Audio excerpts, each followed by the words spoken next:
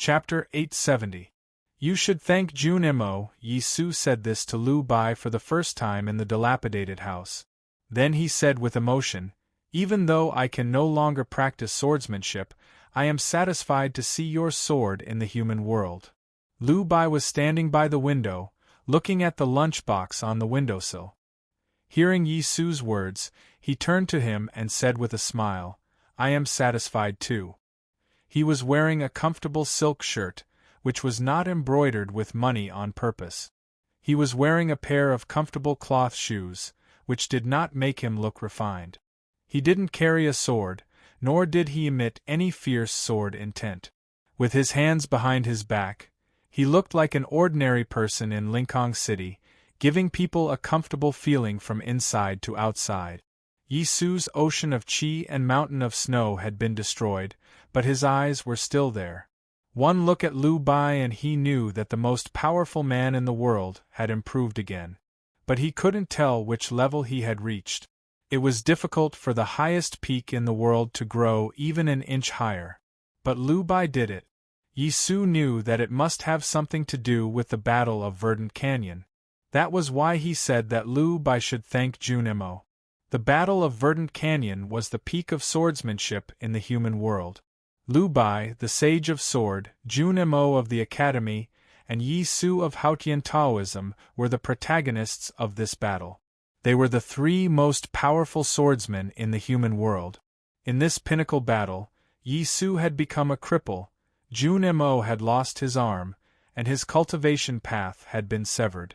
Lu Bai had also suffered serious injuries, but he was indeed the strongest cultivator in the world.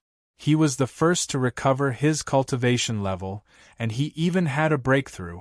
Lu Bai said, "Chao Xiaoshu went to the sword garret to see me. He never entered the academy in his life. His Taoism fate was broken and he could only live in the wild. He was not on the right path and could never reach the peak of swordsmanship. He was not as good as you 10 years ago, but he was free and easy. He was fearless in the face of death and had no regrets in the face of loss. He lived his life according to his heart. I learned something from his words and deeds, so I left the sword garret." Only then did Yi Su realize that there was another reason besides Jun Mo. Lu Bai continued, "A few years ago, I left Chao Xiaoshu's sword in the sword garret. After that, the former judge lent it to Yiqing. Yiqing was injured by Ning Ke, so I lent the sword to Yi Hongyu and asked her to kill the judge. That was the happiest time I've ever borrowed a sword. Last year, the headmaster of the academy borrowed my sword in the wilderness to slay dragons and gods. That was the most glorious time for me to borrow a sword. This time, when the academy asked Chao Xiaoshu to borrow a sword from me, I did not refuse because I like this person, and also because the headmaster of the academy once gave me glory. This is the most willing time for me to borrow a sword." Yi Su walked to the window and poured him a bowl of water. "The first sword I borrowed killed the judgment, the second sword cut the heavens, and the third sword cut the heavens. If I can kill with a borrowed sword, then who should I kill with my own sword?" Lu Bai smiled and said, "If I can kill people with a borrowed sword, then who should I kill with my own sword? When I came out of seclusion and looked around, I did not see Kohaoren or Lianxing. The headmaster of the academy has already ascended to heaven, the abbey dean has become a useless person, and Jun Mo is not free yet. You are preaching in a shabby alley. Who else is worth killing?" Yi Su guessed what he was going to say and said, "You will die." Lu Bai said, "A sword is lonely and straight. It would rather be broken than rust in the grave." Yi Su held the bowl of water and said after a moment of silence, "Why are you telling me this?" Lu Bai said, "Chang'an is too far away. Except for Jun Mo, I am only willing to tell you this." Only Jun Mo and Yi Su were qualified to hear these words. That was why he came to Lincoln after leaving the sword garret. Besides, there was another thing he wanted to tell them. What you have done, and what you have preached to the people, will not be tolerated by Haotian or Taoism. Even the abbey dean will not tolerate you. I will probably never come back again. Without my protection, you will become a rotten corpse in the filthy street. That is why I am here to persuade you to go to the academy." Yi Su said, "Someone once said the same thing." Lu Bai said, "It seems that Ning Ke has really left Chang'an. I think the Peach Mountain will be very lively in a few days. How can I not go and have a look?" Yi Su said after a moment of silence, "Maybe it will be really lively." Lu Bai said, "Your younger brother is going to die." Yi Su said, "If it is convenient, please deliver a letter for me." Lu Bai said, "Yes." Yi Su said, "I hope it will not affect your Taoism." Lu Bai said, "It won't." Yi Su handed over a piece of paper and said sincerely, "I wish you can see the Tao." Lu Bai said, "I want to see the Tao, and the Tao must see me." After saying this, he took the bowl of water from Yi Su. He did not drink it but poured it on the ground. Then he laughed and walked out of the iron house with his hands behind his back. No one knew where he was going. Yi Su looked at the water stains on the ground and knew that this was an early morning. There was no one in the world who was worth killing for Lu Bai. So when he decided to do something, no one could change his mind. Yi Su did not spend too much energy on this matter. He just wanted Pippi to be alive. However, he could not do anything now except write a letter. A letter was sent to the Divine Hall of Judgment through a secret channel. It was said to be a secret channel because even the people in the Divine Hall of Judgment did not know who this channel belonged to and where it led to. When the deacons in black of the Judicial Department reacted as quickly as possible and began to investigate the clues, 3 people died on the cliff plateau of the Divine Halls of West Hill. No matter how horrible the punishment of the Judicial Department was, they could not make the dead talk. There was a sword drawn on the cover of the letter, and it was written that the great divine priest of judgment would read it in person. The deacons of the Judicial Department had long been in awe of the woman on the seat of heavenly black jade. They did not dare to act on their own, nor did they dare to let other divine halls know. They quietly sent the letter to the divine hall. Yi Hongyu looked at the cover of the letter and knew where it came from. Several years ago, a letter had been sent to her through this secret channel. However, at that time, she lived in a remote stone house on the cliff plateau and was in the most difficult period of her life. That letter was very important to her at that time. She did not know why Lu Bai wrote to her at this time. When she opened the cover and saw the familiar but strange handwriting, her fingers could not help but stiffen. After reading the letter, she was silent for a long time. In front of the verdant canyon, she had arranged more than 10 deacons in black and several West Hill divine guards to protect Yi Su. In less than a few months, these people died one after another. She was very clear that some people in Haotian Taoism wanted to kill Yi Su to gain some kind of spiritual recognition. What really worried her was that she did not know where Yi Su had gone and whether he was safe and sound.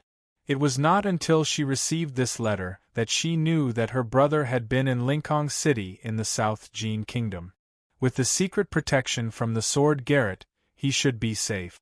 She felt a little relieved. However, thinking of what her brother had written in the letter, she frowned again. A faint Haotian's divine flame overflowed from her palm.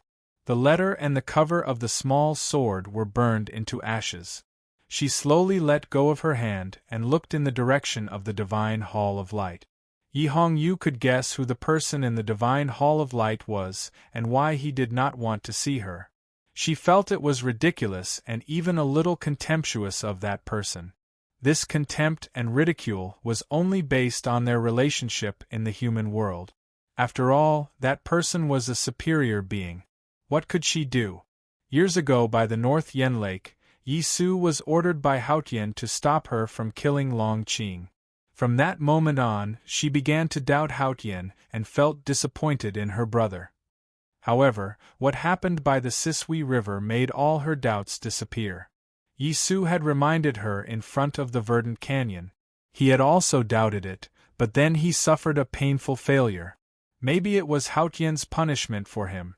There was no moon tonight because of the thick clouds and fog. Ning Ke slowly climbed up the dark precipice at the back of the Peach Mountain. The heavily guarded West Hill Divine Palace did not pay any attention to this precipice. Since ancient times, except for the headmaster, no one could pass through the peach blossom in the valley, and no one could ignore the tactical array on the precipice. He did not stop at the third cliff plateau, but continued to climb up the precipice. After a long time, he finally climbed to the highest cliff plateau on the top of the Peach Mountain.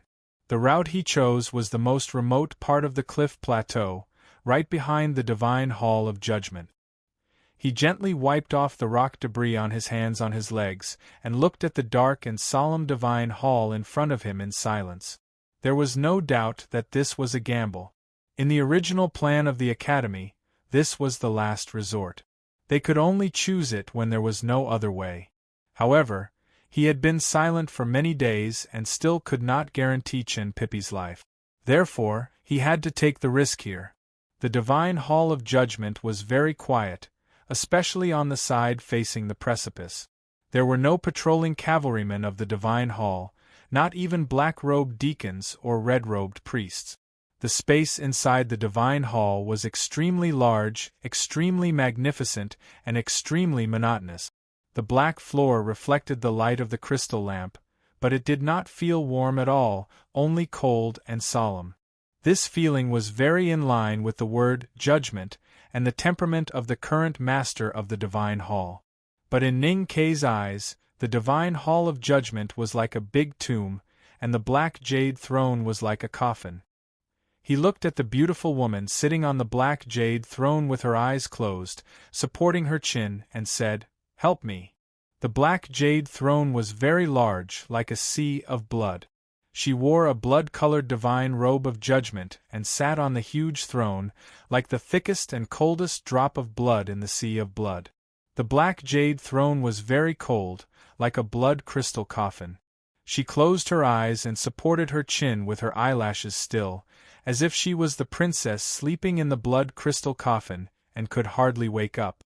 She opened her eyes.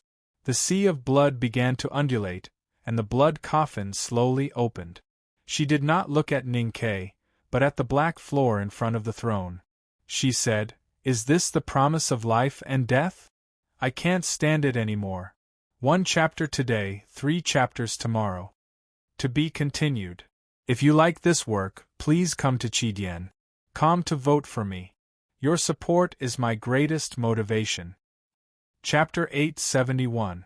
If the Divine Hall knew that Ning Ke was on the Peach Mountain, he would definitely die. Yi Hongyu said that it was a promise of life and death because he had come to the seat of heavenly black jade bravely, or perhaps foolishly. Then his life was in her hands. Her tone was a little sarcastic, because the words, promise of life and death, not only described the situation that Ning Ke was facing, but also the reason why he came to the Peach Mountain. What was love in the world? It made people pledge their lives to each other. It was usually because of love. Ning Ke didn't come to the Peach Mountain for her. He probably didn't come for Chin Pippi, who was imprisoned in the U prison. He must have come for the person in the Divine Hall of Light. Losing one's head for love and seeking one's own death, what a foolish choice this was. Yi Hongyu had always thought that Ning Ke was one of the few people in the world who was as calm and sensible as she was. Therefore, she could not help but feel disappointed when she saw him indulging in the childish choice of dying for love like the male protagonists in novels. Naturally, she mocked him. Ning Ke and she were indeed the same kind of people. Hearing this sentence, he understood the hidden meaning in her words. After a moment of silence, he said, "This time I ask for your help, not because of her, but because of Pippi. You and he had the same childhood memories. Can you really watch him be burned to ashes?" Yi Hongyu said expressionlessly, "My childhood memories are the same as the one in the Divine Hall of Light and you. They are the images that I want to forget and hate the most." As she spoke, she was still leaning on the seat of heavenly black jade. She looked at the black ground in front of the seat of heavenly black jade. She did not turn around or look at Ning Ke, who was below the seat of heavenly black jade. Ning Ke looked at her beautiful profile and suddenly said, I met Yi Su in Linkhong. If Yi Hongyu had heard Ning Ke's words before she received the letter, she might have said something different. Then no one would know how this conversation would end. She just said indifferently, Haotian knows everything in the world. You can hide your arrival from the hierarch and me, but you can't hide it from her. I don't know what Haotian is thinking, so I won't interfere. You are destined to die on this mountain, not in my hands. After saying this, she closed her eyes and said no more, as if she was going to sleep again. No sound could be heard in the empty divine hall of judgment. It was so quiet that it was frightening. Ning Ke kept silent for a long time and then stepped back. When the huge and cold crystal lamp above the divine hall of judgment could no longer shine on his face, he said to her, Thank you. From the moment he entered the divine hall of judgment, he had given his life to Yi Hongyu. As long as she opened her eyes and glanced at him or said a single word, countless experts of the divine hall would appear. However, she did nothing. He was grateful for her warning and also for not killing him. There was no more sound in the darkness, not even the sound of breathing. Ning Ke left without a sound. Yi Hongyu still did not open her eyes. She sat quietly on the black jade throne. Many years ago, she had told Ning Ke that one day, they would meet on the battlefield, and one of them would die. There had never been any good memories between them that could last longer than life and death. Killing Ning Ke could put an end to the war immediately. Logically speaking, as the great divine priest of judgment, she should not have any hesitation. However, she chose to remain silent, because she wanted Chen Pippi to live. Since she could not do anything for her brother, she could only hope that Ning Ke could do it. The most important problem was that she did not know if the person in the divine hall of light was watching here.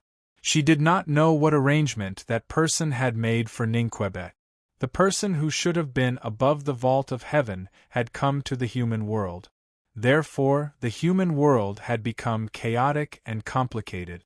Even if the great divine priest of revelation, Li Qingshan, and Master Qishan were reborn at the same time, and the Abbey Dean had returned to his peak state, they would not be able to figure out the final direction of the chess game. Because heaven was unpredictable. It was silent in the divine hall of judgment. Yi Hongyu sat quietly on the black jade throne with her hands supporting her chin. She thought of the coming right to light and gradually fell asleep. She did not want to think about it anymore. The blood-colored judgment god robe covered her perfect body. The blood-colored black jade throne nourished her mental state. She looked dignified and lonely at the same time. In the autumn of the 3450th year of Daji, the right to light was officially held on Peach Mountain. Several small towns in front of Peach Mountain had been heavily guarded. More than 2,000 papal cavalrymen wearing armor with talisman lines rode on handsome horses and patrolled around vigilantly. The front yard of Peach Mountain was even more guarded. More than 100 West Hill divine guards carrying divine knives were watching the passages around like eagles. In the early morning, envoys and believers from various countries entered the mountain one after another. However, the mountain path was silent. No one dared to make a noise. It was not because of the calming effect of the ritual music coming from the front yard, but because of the solemn and sacred atmosphere that enveloped the entire Peach Mountain. More than 10 talisman masters and array tactical masters stood in the center of the front yard of Peach Mountain and began to activate the array that had been set up beforehand. The array was activated. The autumn wind on Peach Mountain gradually became stronger. Peach blossom petals were scattered in the wind. The chi of heaven and earth in the foothills was summoned. Dozens of Haotian sect flags were fluttering in the wind. The 47 waterfalls on Peach Mountain were broken into countless tiny water droplets that were blown to the front yard of Peach Mountain and then slowly fell. The drizzle fell on the front yard of Peach Mountain. The dust was collected and the dry autumn air was gone. The flat stone ground was washed clean. The altar made of white stone was as clean as jade. The drizzle from the waterfall was turned into mist by the autumn sun. The mist rose into the air and turned into 3 big shields. When the mist dissipated, it turned into 3 halos made of clear light, covering the entire Peach Mountain. The clear light gradually disappeared, but the 3 big arrays had been set up. Tens of thousands of believers were also sprinkled by the drizzle. Their clothes were not wet. Instead, they felt refreshed. When the 3 cloud shields turned into 3 halos and finally into 3 arrays, those believers who saw such arrays for the first time were so excited that they knelt on the ground and kept praising Haoyan. The new emperor of the Yen kingdom, Chongming, arrived.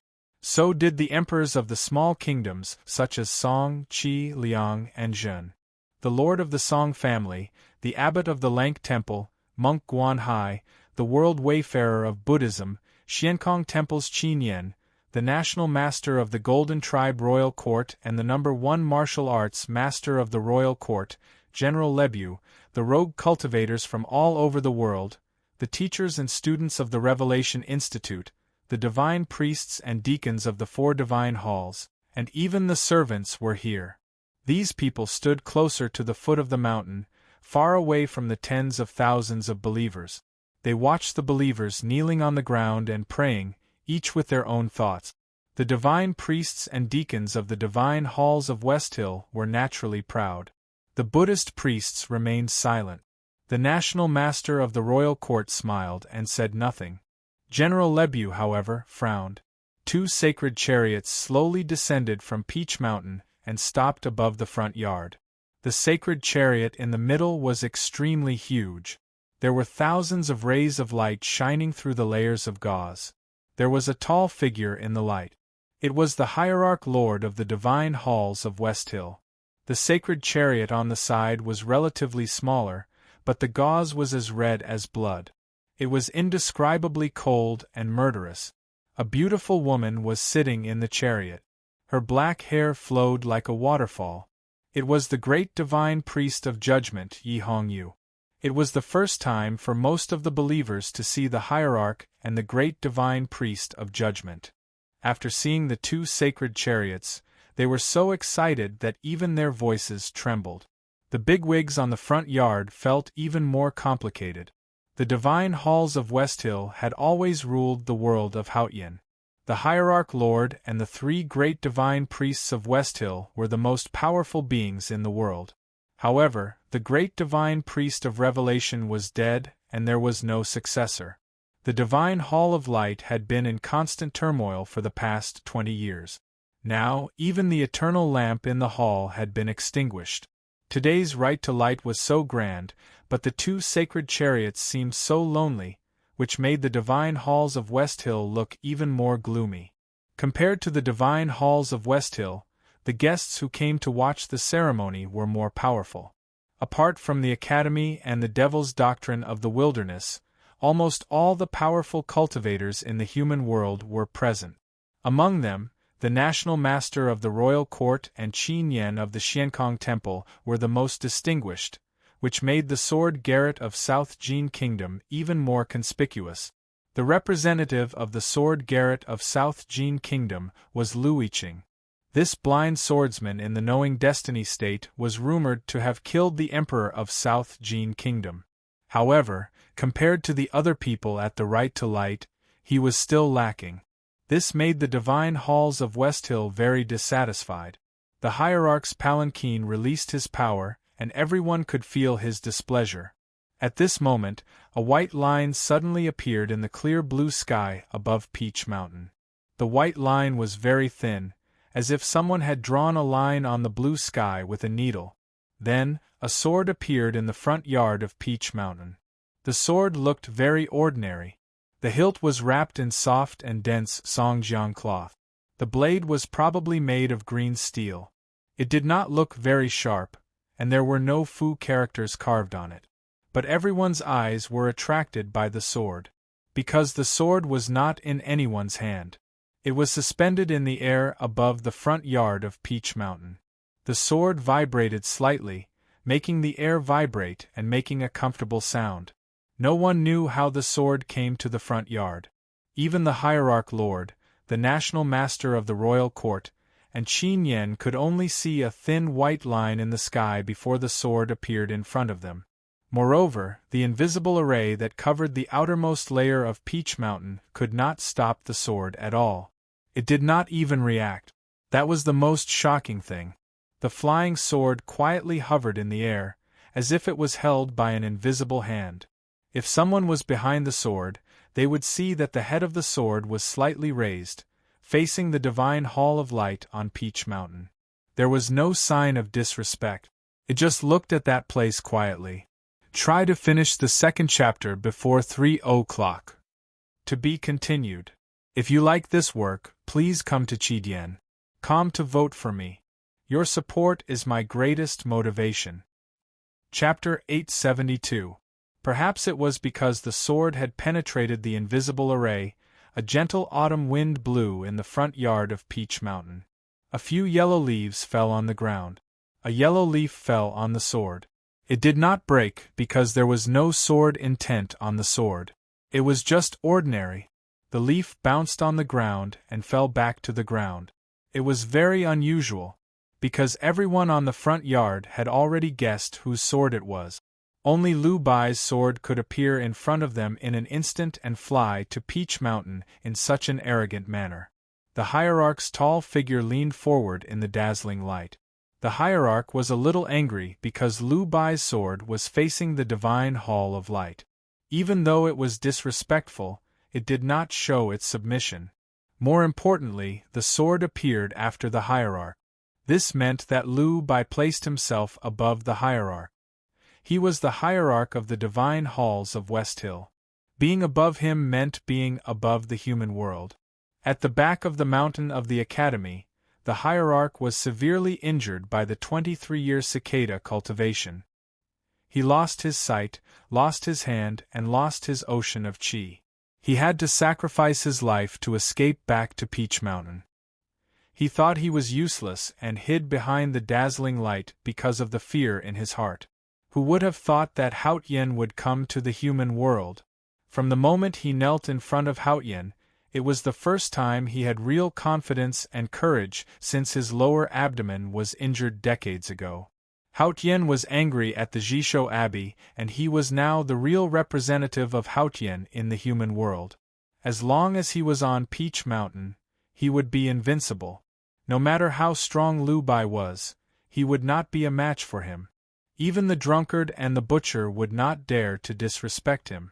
Thus, when he saw the sword that broke through the clouds from thousands of miles away, the headmaster did not hide his anger at all. However, the sword did not react at all. It maintained its calm and normal posture. There were 5 visiting professors in the divine halls of West Hill.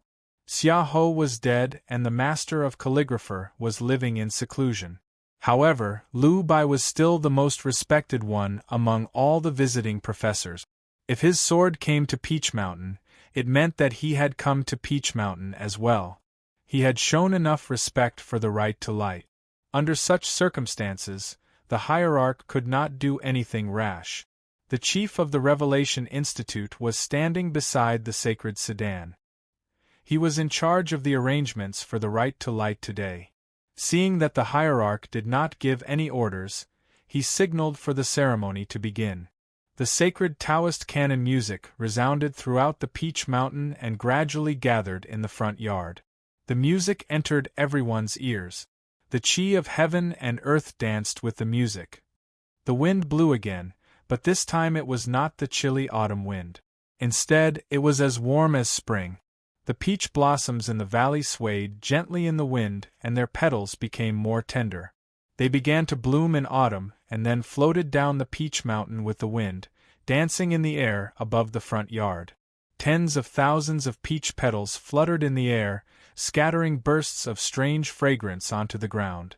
This kind of fragrance was not the natural fragrance of peach blossoms. It was thicker than the fragrance of any flower in the world, sweeter than the frosting of hibiscus store. However, when it entered people's noses, it did not feel greasy at all. Instead, it was fresh like the wind after a rain. Tens of thousands of believers looked up at the dancing peach blossoms in the sky. Looking at such a beautiful and dazzling scene and smelling such a refreshing fragrance, they were extremely intoxicated. Those who could pass the examination of the Taoist temples and were willing to travel thousands of miles to Peach Mountain to participate in the right to light were naturally the most pious believers in the world. Based on a simple and clear logic, all piety came from suffering. Therefore, most of the tens of thousands of believers were poor. Many of them were seriously ill or even dying. They had to be carried by their families to the West Hill Divine Kingdom. When the fragrance wafted in, the sick and even disabled believers suddenly felt that the negative emotions deep in their hearts had magically disappeared. They no longer complained about their miserable lives and even felt much better. It was as if they could see the divine kingdom of Haotian in the fragrance. The crippled believer threw away his crutches and knelt on the ground, supporting his trembling body with his hands. He kept kowtowing to Peach Mountain. The seriously ill believer on the stretchers ignored his family's dissuasion. Even if he could not get up, he still had to turn over and kowtow to Peach Mountain. He supported his weak body and kept touching the ground with his forehead. In autumn, the front yard of Peach Mountain was filled with a warm spring breeze. Tens of thousands of peach blossoms danced in the wind, exuding an intoxicating fragrance. Suddenly, the wind stopped and the peach blossoms fell. The peach blossoms fell and turned into a magnificent flower rain. Tens of thousands of believers were bathed in the flower rain. All of them had knelt down. The peach petals fell on their bodies and gradually turned into soft light particles. They seeped into their clothes, their skin, and finally into their flesh and blood. Then, they gradually disappeared. Although the crippled believer did not grow a new limb, he could no longer feel the pain from his broken leg. The pus-filled wounds became very clean and healthy skin appeared on the red and tender flesh. The seriously ill believers gradually regained their vitality. Their pale faces turned red at a speed visible to the naked eye. The illness that had tortured them for countless years was washed away by the peach blossoms. The believers who did not suffer from illness, because of their piety, also received great favor from God. The white-haired old man suddenly discovered that he had grown black hair, and the young man felt his body filled with strength. He had never felt so healthy and strong in his life. The woman's face became taut and smooth. If one looked closely, one could even see a few dark-skinned female believers. Their faces seemed to have become much whiter, as if they had put on several boxes of expensive Chinjinji Cosmetics stores cosmetic. The front yard of Peach Mountain was filled with cheers and cries of joy. Tens of thousands of believers kowtowed to Peach Mountain, weeping and thanking God for the blessings He had bestowed upon them. The right to light was the grandest ceremony of Haotian Taoism. It meant that Haotian had sent a miracle to the human world. The tens of thousands of believers on the front yard of Peach Mountain had never doubted it, but it did not mean that the envoys did not. After all, miracles only appeared in the scriptures and no one had ever seen it with their own eyes. However, as the scene unfolded before their eyes, no one dared to doubt it anymore. Everyone knelt down. The peach blossoms were everywhere. The sick were cured and the healthy were eliminated. If this was not a miracle, then what was? The divine priests and deacons of the divine halls of West Hill had already knelt down. The national master of the royal court and General Buell were the first cultivators to kneel. Soon, the envoys and the rogue cultivators followed suit. Qin Yen of the Xiankong Temple, Guan Hai of the Lank Temple, and the monks of the White Tower Temple were still standing. They were worshipping Buddha. However, facing the miracle from Haotian, the monks looked extremely solemn. They put their palms together and bowed. Qin Yen looked at the peak and bowed deeply. He was touched by God's mercy. The sword in the air, facing the divine hall of light, also bowed slightly. The crying, thanking, and praying in the front yard of Peach Mountain gradually stopped. After a series of complicated procedures, the most important part of the right to light had finally come. The sacrifice to heaven. Countless Taoist temples in the human world offered sacrifices to heaven every day. Not to mention a place like the divine halls of West Hill. They were very familiar with the process. However, since it was the grandest right to light, it was naturally different from the ordinary ones. The white stone altar in the front yard of Peach Mountain was proof of that. More importantly, the sacrificial offerings for the right to light must be extraordinary. The altar near the white stone altar was filled with rare treasures offered by various sects and rogue cultivators. There were even 2 herbs needed to make the heavenly power pill. One could imagine how much effort the believers of Haotian had put in for this right to light. However, compared to the official offerings of the right to light, these rare treasures and the 2 herbs were too shabby, because today's offering was a person.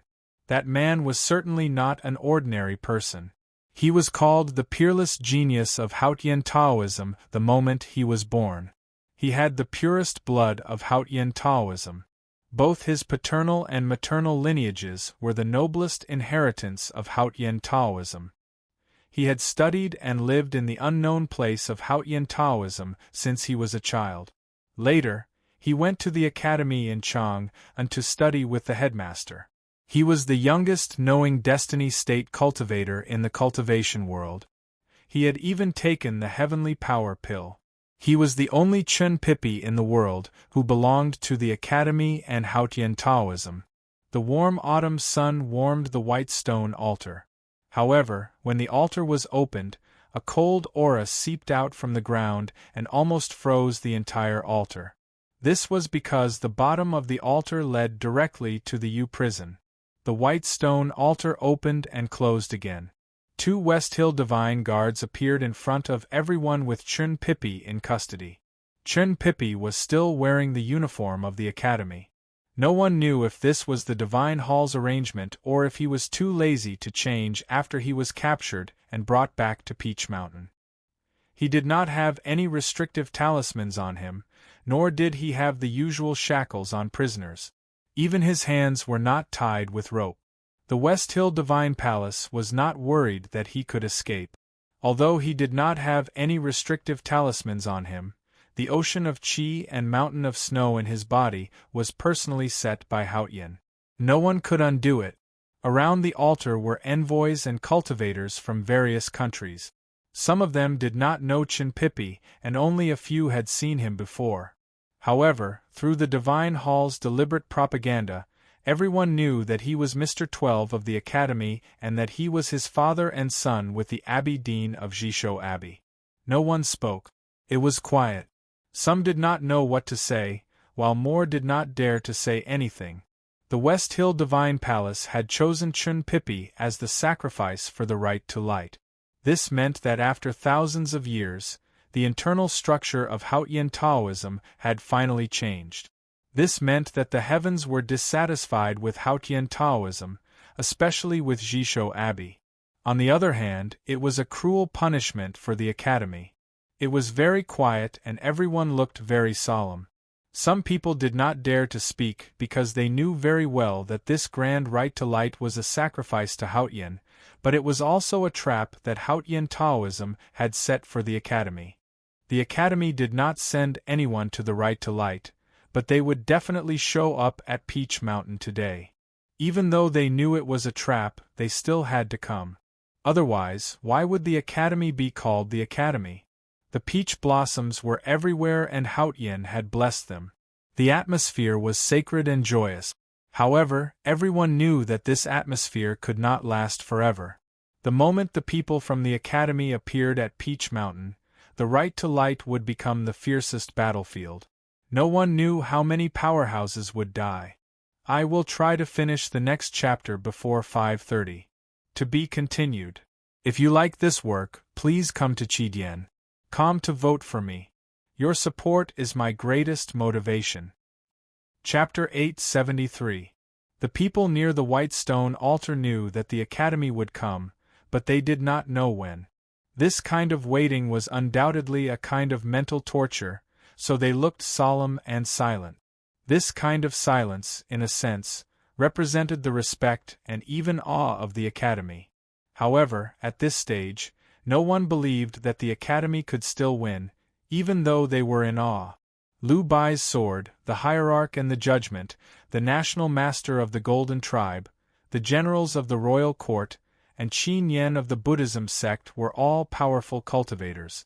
Though none of them were as powerful as the Abbey Dean, this was not the verdant canyon or Chang'an. This was the home field of the divine halls of West Hill. With the tactical array and manpower that Haotian Taoism had accumulated over the years, Mr. First, Mr. Second, and even Mr. Third, who was rumored to be the 23-year cicada cultivation, were all here. Not to mention that Qin Yen and the National Master had vaguely guessed the secrets of the Divine Hall of Light, and those in the Divine Hall knew about the drunkard and the butcher. This was not something that the Academy could fight against. Ignorance always made sense, especially on the religious Peach Mountain. Unlike the bigwigs around the altar, the tens of thousands of devout believers who had just woken up from the rain of peach blossoms had no idea of the hidden dangers of today's right to light. They did not know who the fat man on the altar was either. They only knew that since he was the sacrifice for the right to light, he must be a rebellious and evil person. The believers stood on their tiptoes, trying to see the fat man more clearly. They stared at him with disgust and even hatred. If looks could kill, Chen Pippi would have been riddled with holes. Chen Pippi was fat and thick-skinned. He stood on the white stone altar, facing the tens of thousands of hostile eyes. He seemed to be unaware of them, and then he did something that no one expected. This was the right to light a sacred altar. Everyone was waiting to see him burned to death, but he did not have any self-awareness as a sacrifice. He was either crying and repenting, or he was so nervous that his face turned pale, or he was like all the great devils in history, angrily rebuking the heavens and then being struck by lightning. He sat on the altar. Chen Pippi felt it was too tiring to stand. Besides, when he was escorted out of the U prison, he felt cold and uncomfortable. The altar was warmed by the autumn sun, so it should be more comfortable to sit. So he chose to sit. Why would he care about the murderous eyes and the sacred ceremony? Get this straight, I'm the one being burned to death, okay? Am I supposed to pay attention to my appearance at this time? Do you think I'm the second brother? The altar was indeed warm, even a little hot. Chen Pippi tilted his body and showed his left buttocks to the hierarch behind him. Then he opened his shirt and started fanning himself. This damned autumn. He wiped the sweat off his forehead with his sleeve and shouted to a West Hill Divine Guard below the altar. It seems that you are still waiting for someone. Can you give me some water? The expression on the West Hill Divine Guard's face was very stiff. He had never seen a prisoner on death row like this. He was clearly about to die, but he did not show any fear and even wanted to drink water. The VIPs who came to attend the right to light were very close to the white stone altar. When they heard Chen Pippi's words, their expressions changed. Monk Guan Hai put his palms together and silently chanted the name of Buddha. He thought to himself that this man was indeed Ning Kei's senior brother. Even his style of doing things was the same, indescribable. Qin Yen silently thought to himself that Chen Pippi was indeed a disciple of the Academy. He was still so ferocious even in the face of death. Emperor Yen Chongming frowned and thought to himself, this man is obviously not a Tang, but why does he speak and act like one? Yi Hongyu in the sacred sedan thought to herself, this guy is still so thick-skinned. General Lebu, the most powerful martial artist in the Golden Tribe royal court, looked at Chen Pippi on the altar and said in a low voice, you are about to be burned to death by the divine fire. Are you afraid of thirst? Chen Pippi acted as if he did not hear the sarcasm in General Lebu's words. He looked at him and explained seriously, being burned to death is completely different from dying of thirst. The West Hill Divine Palace has to keep their promise, right? General Lebu's face turned ugly upon hearing his words. Chen Pippi looked at him and shook his chubby index finger contemptuously. He continued, don't think that you can humiliate me just because I can't beat you now. If I were still the same old me, Lebu's face turned even darker. He took a step forward and then returned to the side of the nation master. Chun Pippi looked at the footprint left by his right foot on the hard ground and thought to himself, "Damn it, even if my ocean of chi and mountain of snow is not destroyed, I probably can't beat this man." The academy was particular about taking things for granted. The disciples of the back of the mountain liked to take things for granted, and were used to using the word "so" everywhere. He was so ashamed that he became angry. He rolled up his sleeves and walked down the altar. He yelled at Lebu, "If my father is not destroyed, he can crush you with his little finger. Any of my senior brothers and sisters can beat you until you cry for your parent. What right do you have to be so arrogant in front of me? Beat me to death now if you can." The sacrificial offering of the right to light walked down the altar by himself. It was a funny scene. It was chaos around the altar. The head of the Revelation Institute hurried to stop him with several West Hill Divine Guard. Chun Pippi did not stop. He cursed at Lebu through the Divine Guards, "Come and beat me to death if you can. What's there to be afraid of?" He then yelled at the head of the Revelation Institute and the Divine Guards, "Don't stop me. Let me beat up this grassland barbarian first. Are you people from the Central Plains or not? It's fine if you don't want to help me, but why are you stopping me? I won't run away.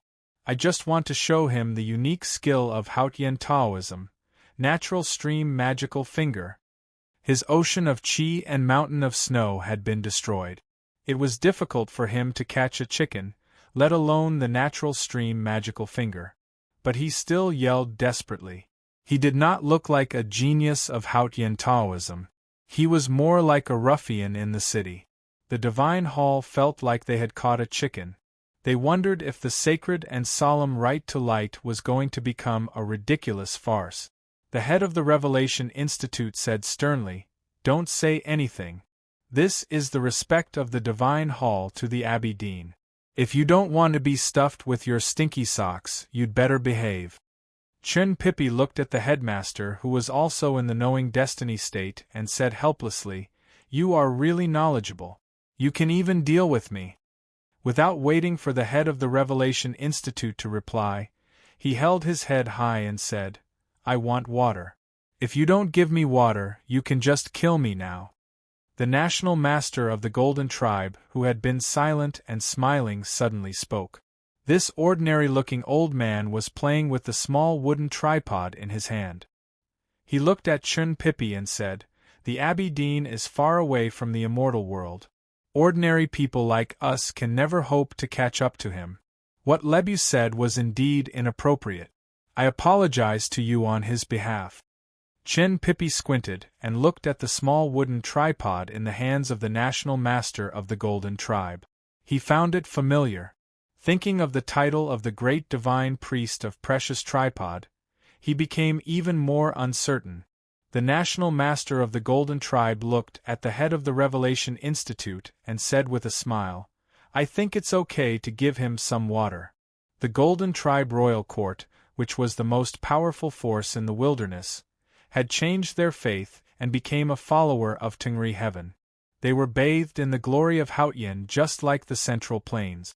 This was the biggest success of Taoism in countless years. The war that started last autumn almost drove the Tang Empire into despair. The West Hill Divine Palace followed the example of the Tang Empire's Southern Gate Temple and officially conferred the national master of the Golden Tribe as the Great Divine Priest of Precious Tripod. This was because the Golden Tribe Royal Court was as important to Taoism as the Tang Empire. The national master played the most important role in changing the faith of the Golden Tribe Royal Court. If it were not for his prestige in the grassland, how could Haotian Taoism successfully preach in the grassland? For the West Hill Divine Palace, it was still a mystery how the preaching divine priest who went to the wilderness could persuade the unfathomable national master. It would be fine if the national master had seen Haotian's miracle with his own eyes. However, as the war started, the Golden Tribe Royal Court fully cooperated with Taoism. The Divine Hall had no reason to doubt it. They could only attribute it all to the great will of Hautian Taoism. The head of the Revelation Institute looked at the hierarch's sacred sedan and did not hear any objections. He then waved his hand to signal the West Hill Divine Guards to bring a bowl of water. Chun Pippi held the bowl of water and sat on the white stone altar. He looked around and frowned slightly. The more solemn and sacred the right to light was, the more annoyed he was as a sacrifice. Therefore, he had made a scene earlier. But more importantly, he wanted to make the scene more chaotic. It would be best if he could find a way out of the chaos and let that barbarian called Lieb slap him to death with one palm strike. Chun Pippi was afraid of death. He was afraid of being burned by Hautian's divine flame or killed by a palm. But he was indeed seeking death, and a quick one at that. He did not want his fellow disciples from the academy to take the risk to save him. That day when he dragged the handcart in the wind and snow, he saw her. From that moment on, he knew that the academy could not win. Even if the headmaster was still in the human world, he could not win, not to mention that the headmaster had turned into the moon. After knowing that he had become a sacrifice for the right to light, he began to try to die. He hit the wall, refused to eat, bit his tongue, cut his wrists, swallowed porcelain pieces, destroyed his snow mountain and ocean of chi, and tried many other ways. However, the judicial department was very experienced in this aspect. The woman in charge of the judicial department knew him very well. He had no chance of success. As for destroying his snow mountain and ocean of chi, which seemed to be the most feasible, his snow mountain and ocean of chi had already been destroyed. How could he destroy it a second time? Chun Pippi frowned because he could not find Ning Quebec. Then he was happy because he did not see Jun Mo and Yi Su. His two most respected senior brothers and Tang Xiaotang did not appear. Frowning and happiness, these two different emotions showed the subtle difference between Ning Ke and the others. It was hard to describe, but if one were to force it, it would be the following. You and I are senior brothers and junior brothers are also brothers. I saved your life, so you have to save mine. Even though I said at the stone window that I did not want you to save me, how could you not come to save me?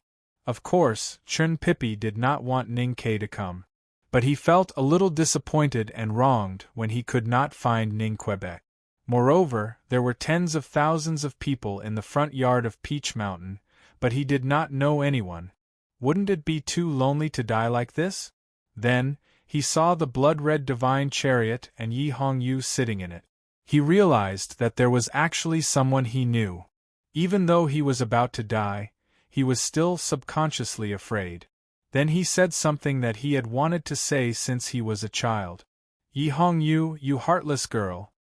He held his belt and shouted in grief and indignation, when I was a child, my senior brother bought me 5 sugar cakes, and I let you eat 3. Now you have the nerve to watch me burn to death. I only peeped at you bathing once, right? How about I let you watch me today?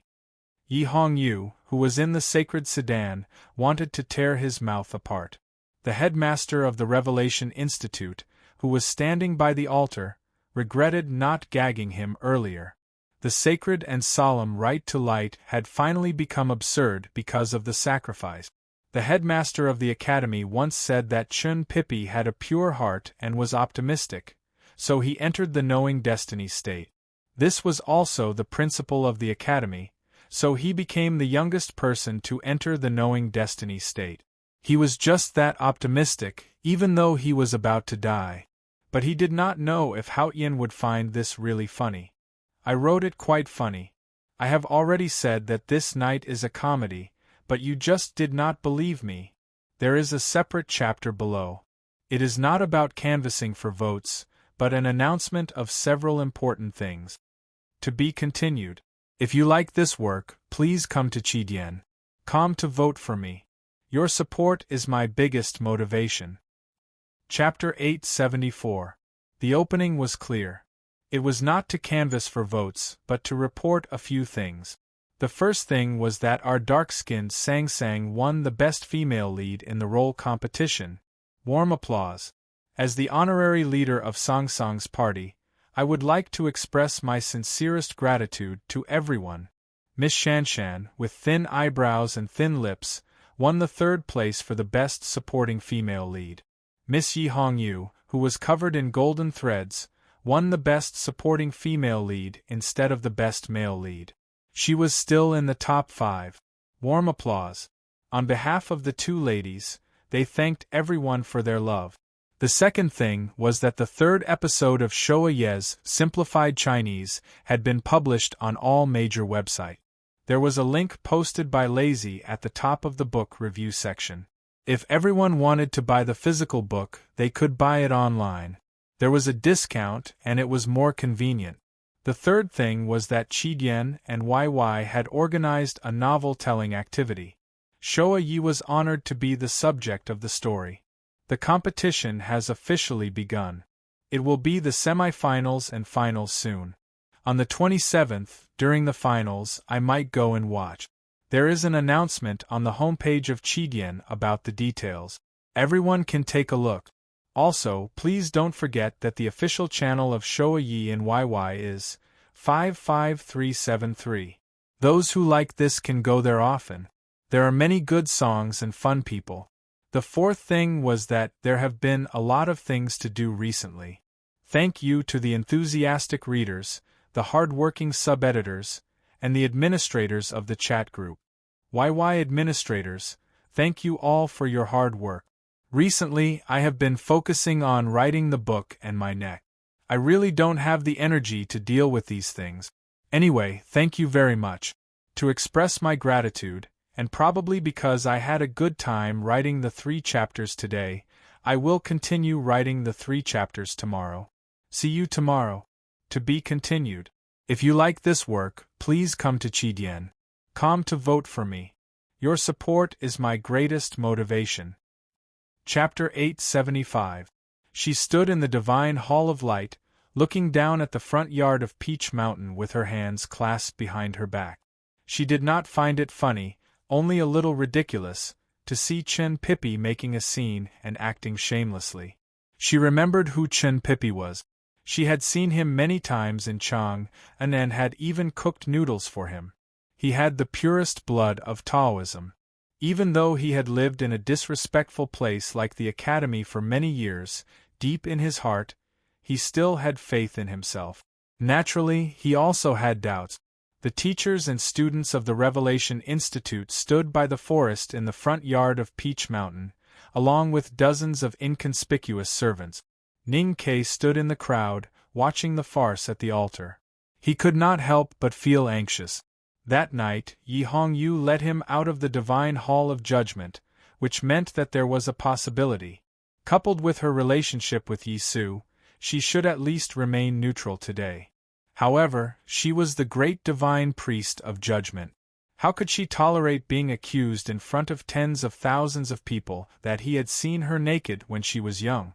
There were many others who were as worried as Ning Kei, including the head and deputy head of the Revelation Institute who presided over the right to light.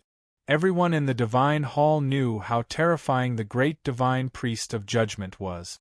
What if she was really angered by Chen Pippi and killed him before the right to light? The head of the Revelation Institute did not dare to look at the sacred sedan of judgment. He ordered the West Hill Divine Guards to put Chen Pippi on the altar. With the approval of the hierarch, the right to light began as soon as possible.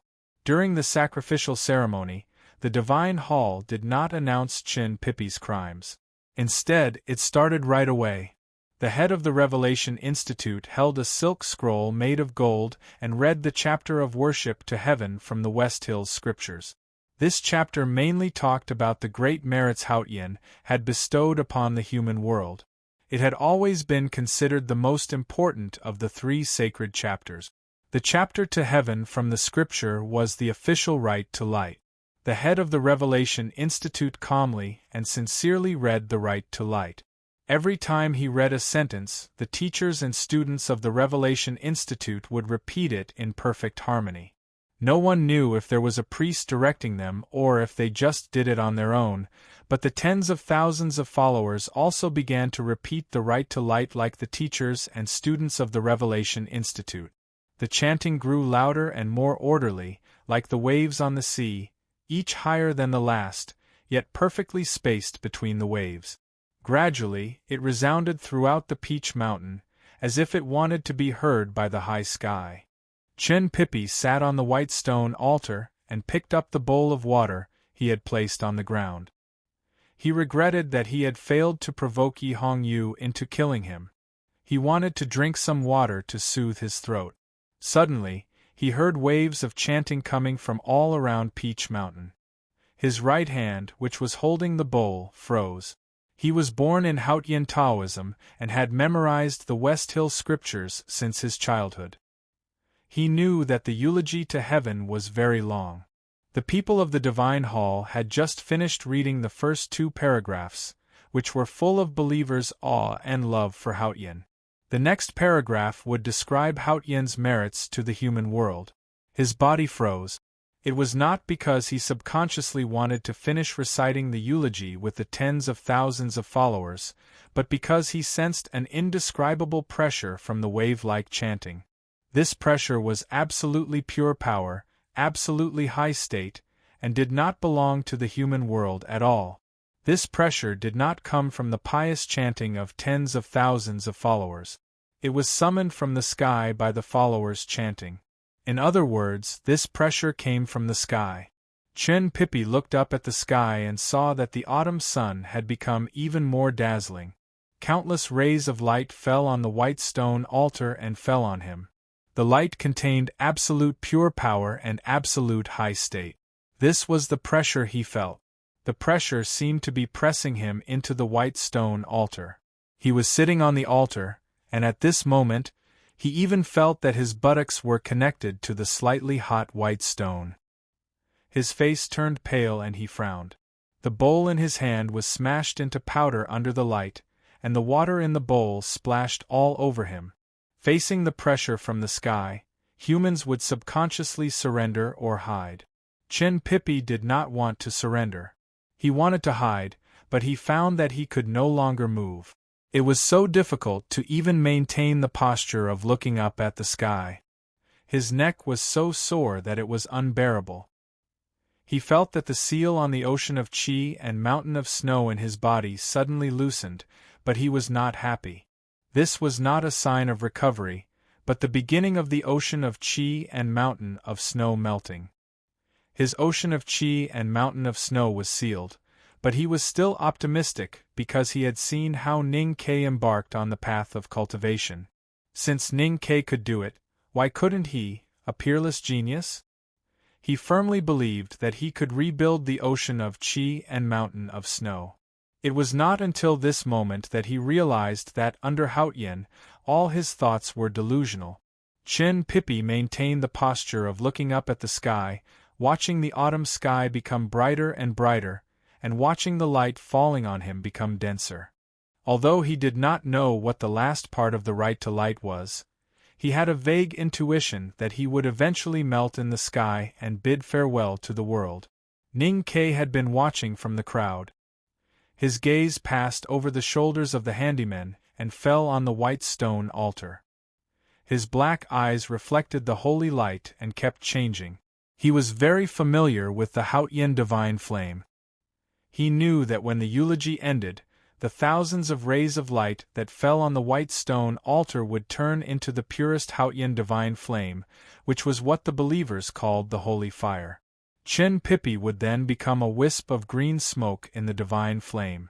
Ever since he saw the scene in the stone window between the cliffs, he had been thinking about how to save Chin Pippi. He could not watch that guy burn to death, but he could not think of a good way. He had to wait for the change that third sister had mentioned.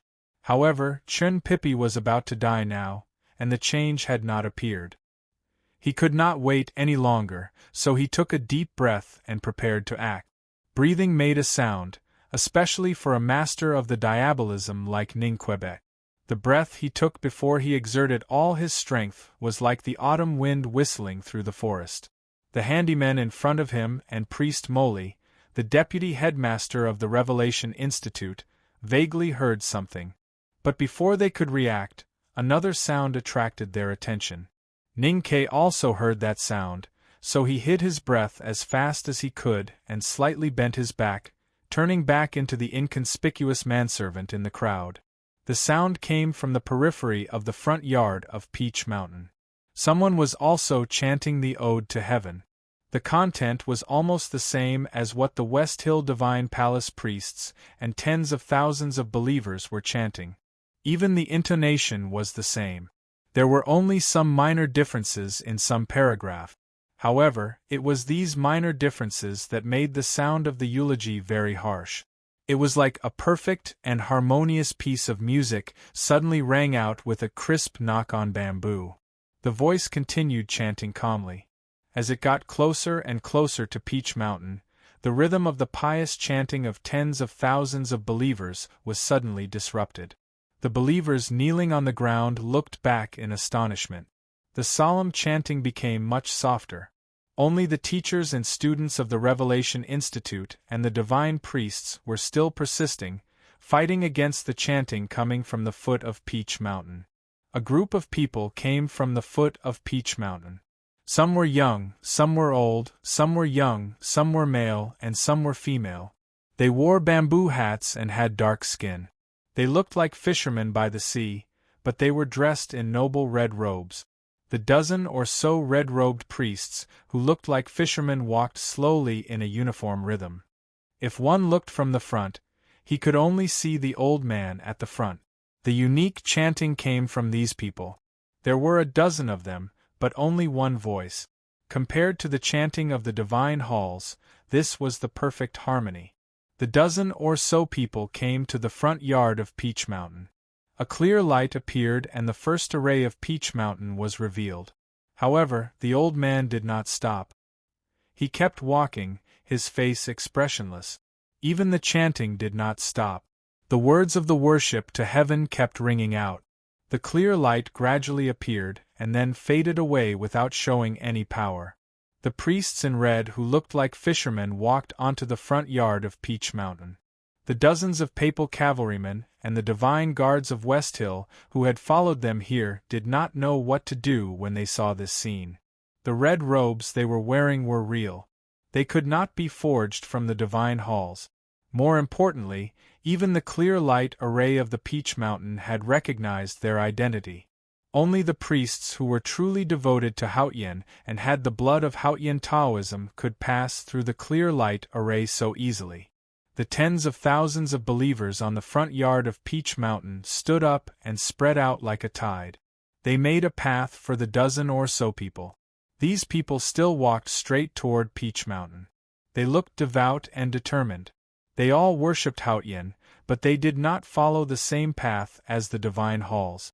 The headmaster of the Revelation Institute looked at the dozen or so people walking slowly toward them. His face turned pale. These people had suppressed the chanting of tens of thousands of believers and countless priests with just one voice. Naturally, it was not because of their cultivation, but because of their understanding of the eulogy. Therefore, these people had a better understanding of the West Hill scriptures than he did. Even the hierarch's understanding of the scriptures was not as profound as theirs. However, he had studied the scriptures all his life and was very familiar with the changes of the Worship to Heaven chapter. Why had he never heard of the original words of the Worship to Heaven chapter like this? Who were these people? Why were they so familiar with the scriptures? The guests who had come to participate in the Right to Light were also very surprised. They looked at these strange people, looked at their red divine robes, and guessed where they had come from and why they had come. Qin Yen was the world wayfarer of the Buddhism sect. He had seen many old secrets of the cultivation world in the Xiankong temple. Looking at these red-robed priests who looked like fishermen, he frowned and thought of a possibility. Does the great divine priest of South Sea have a successor? These people walked slowly to the white stone altar and lined up in a straight line. Facing Chun Pippi on the altar, they continued to calmly and devoutly chant the Worship to Heaven chapter. The chanting from the divine halls of West Hill gradually died down until it could not be heard any more. The tens of thousands of rays of light that fell on the white stone altar changed from coercion to pity, and then to love. I don't know what happened to me today. My eyes are a little blurred. I will try to finish the next chapter before 3 o'clock. To be continued. If you like this work, please come to Chidien.com to vote for me. Your support is my greatest motivation. Chapter 876. The chanting of the divine halls of West Hill had stopped, but the chanting of these strange people was still going on. Looking at their bamboo hats and the faint smell of fish, the headmaster of the Revelation Institute finally guessed who they were. His face turned even paler. Without any hesitation, he shouted with blood dripping from the corner of his mouth, "I will obey your orders. Break." This shout was the first sentence of the first paragraph of the West Hill scripture on birth to the world. It was integrated with his knowing destiny state cultivation and decades of chanting classics, so it was naturally extraordinary. The chanting in front of the altar finally came to a complete stop. However, what made the dean's heart palpitate was that these people's chanting didn't come to an abrupt end after his shout. Instead, it was like a fisherman's song dragging out a long, smooth, and divine note before it ended. It's been 600 years. The headmaster of the Revelation Institute looked at the dozen people in front of the altar and said with a pale face, "It's been 600 years. Why did you come back?" Standing in front of the group was an old man with a dark face and deep wrinkles, like leather that had been pressed down by a heavy object for a long time. He had a short and sparse beard and a calm look in his eyes. He looked like an old farmer who had seen all the joys and sorrows of the world. But because of the faint smell of the sea, he looked more like an old fisherman. The old man said, "We belong to Hautian Taoism. Why can't we return to the divine halls of West Hill?" The headmaster of the Revelation Institute was silent for a moment and asked, "May I know your name?" "Zhao Nanhai, from the South Sea." The old man looked at him and said, "The right to light is held on the Peach Mountain. The divine hall of light should be the host." "Since when is it the divine hall of revelation?" "The South Sea is the direct descendant of the divine hall of light. Since the great divine priest of light is empty, I have to come back to preside."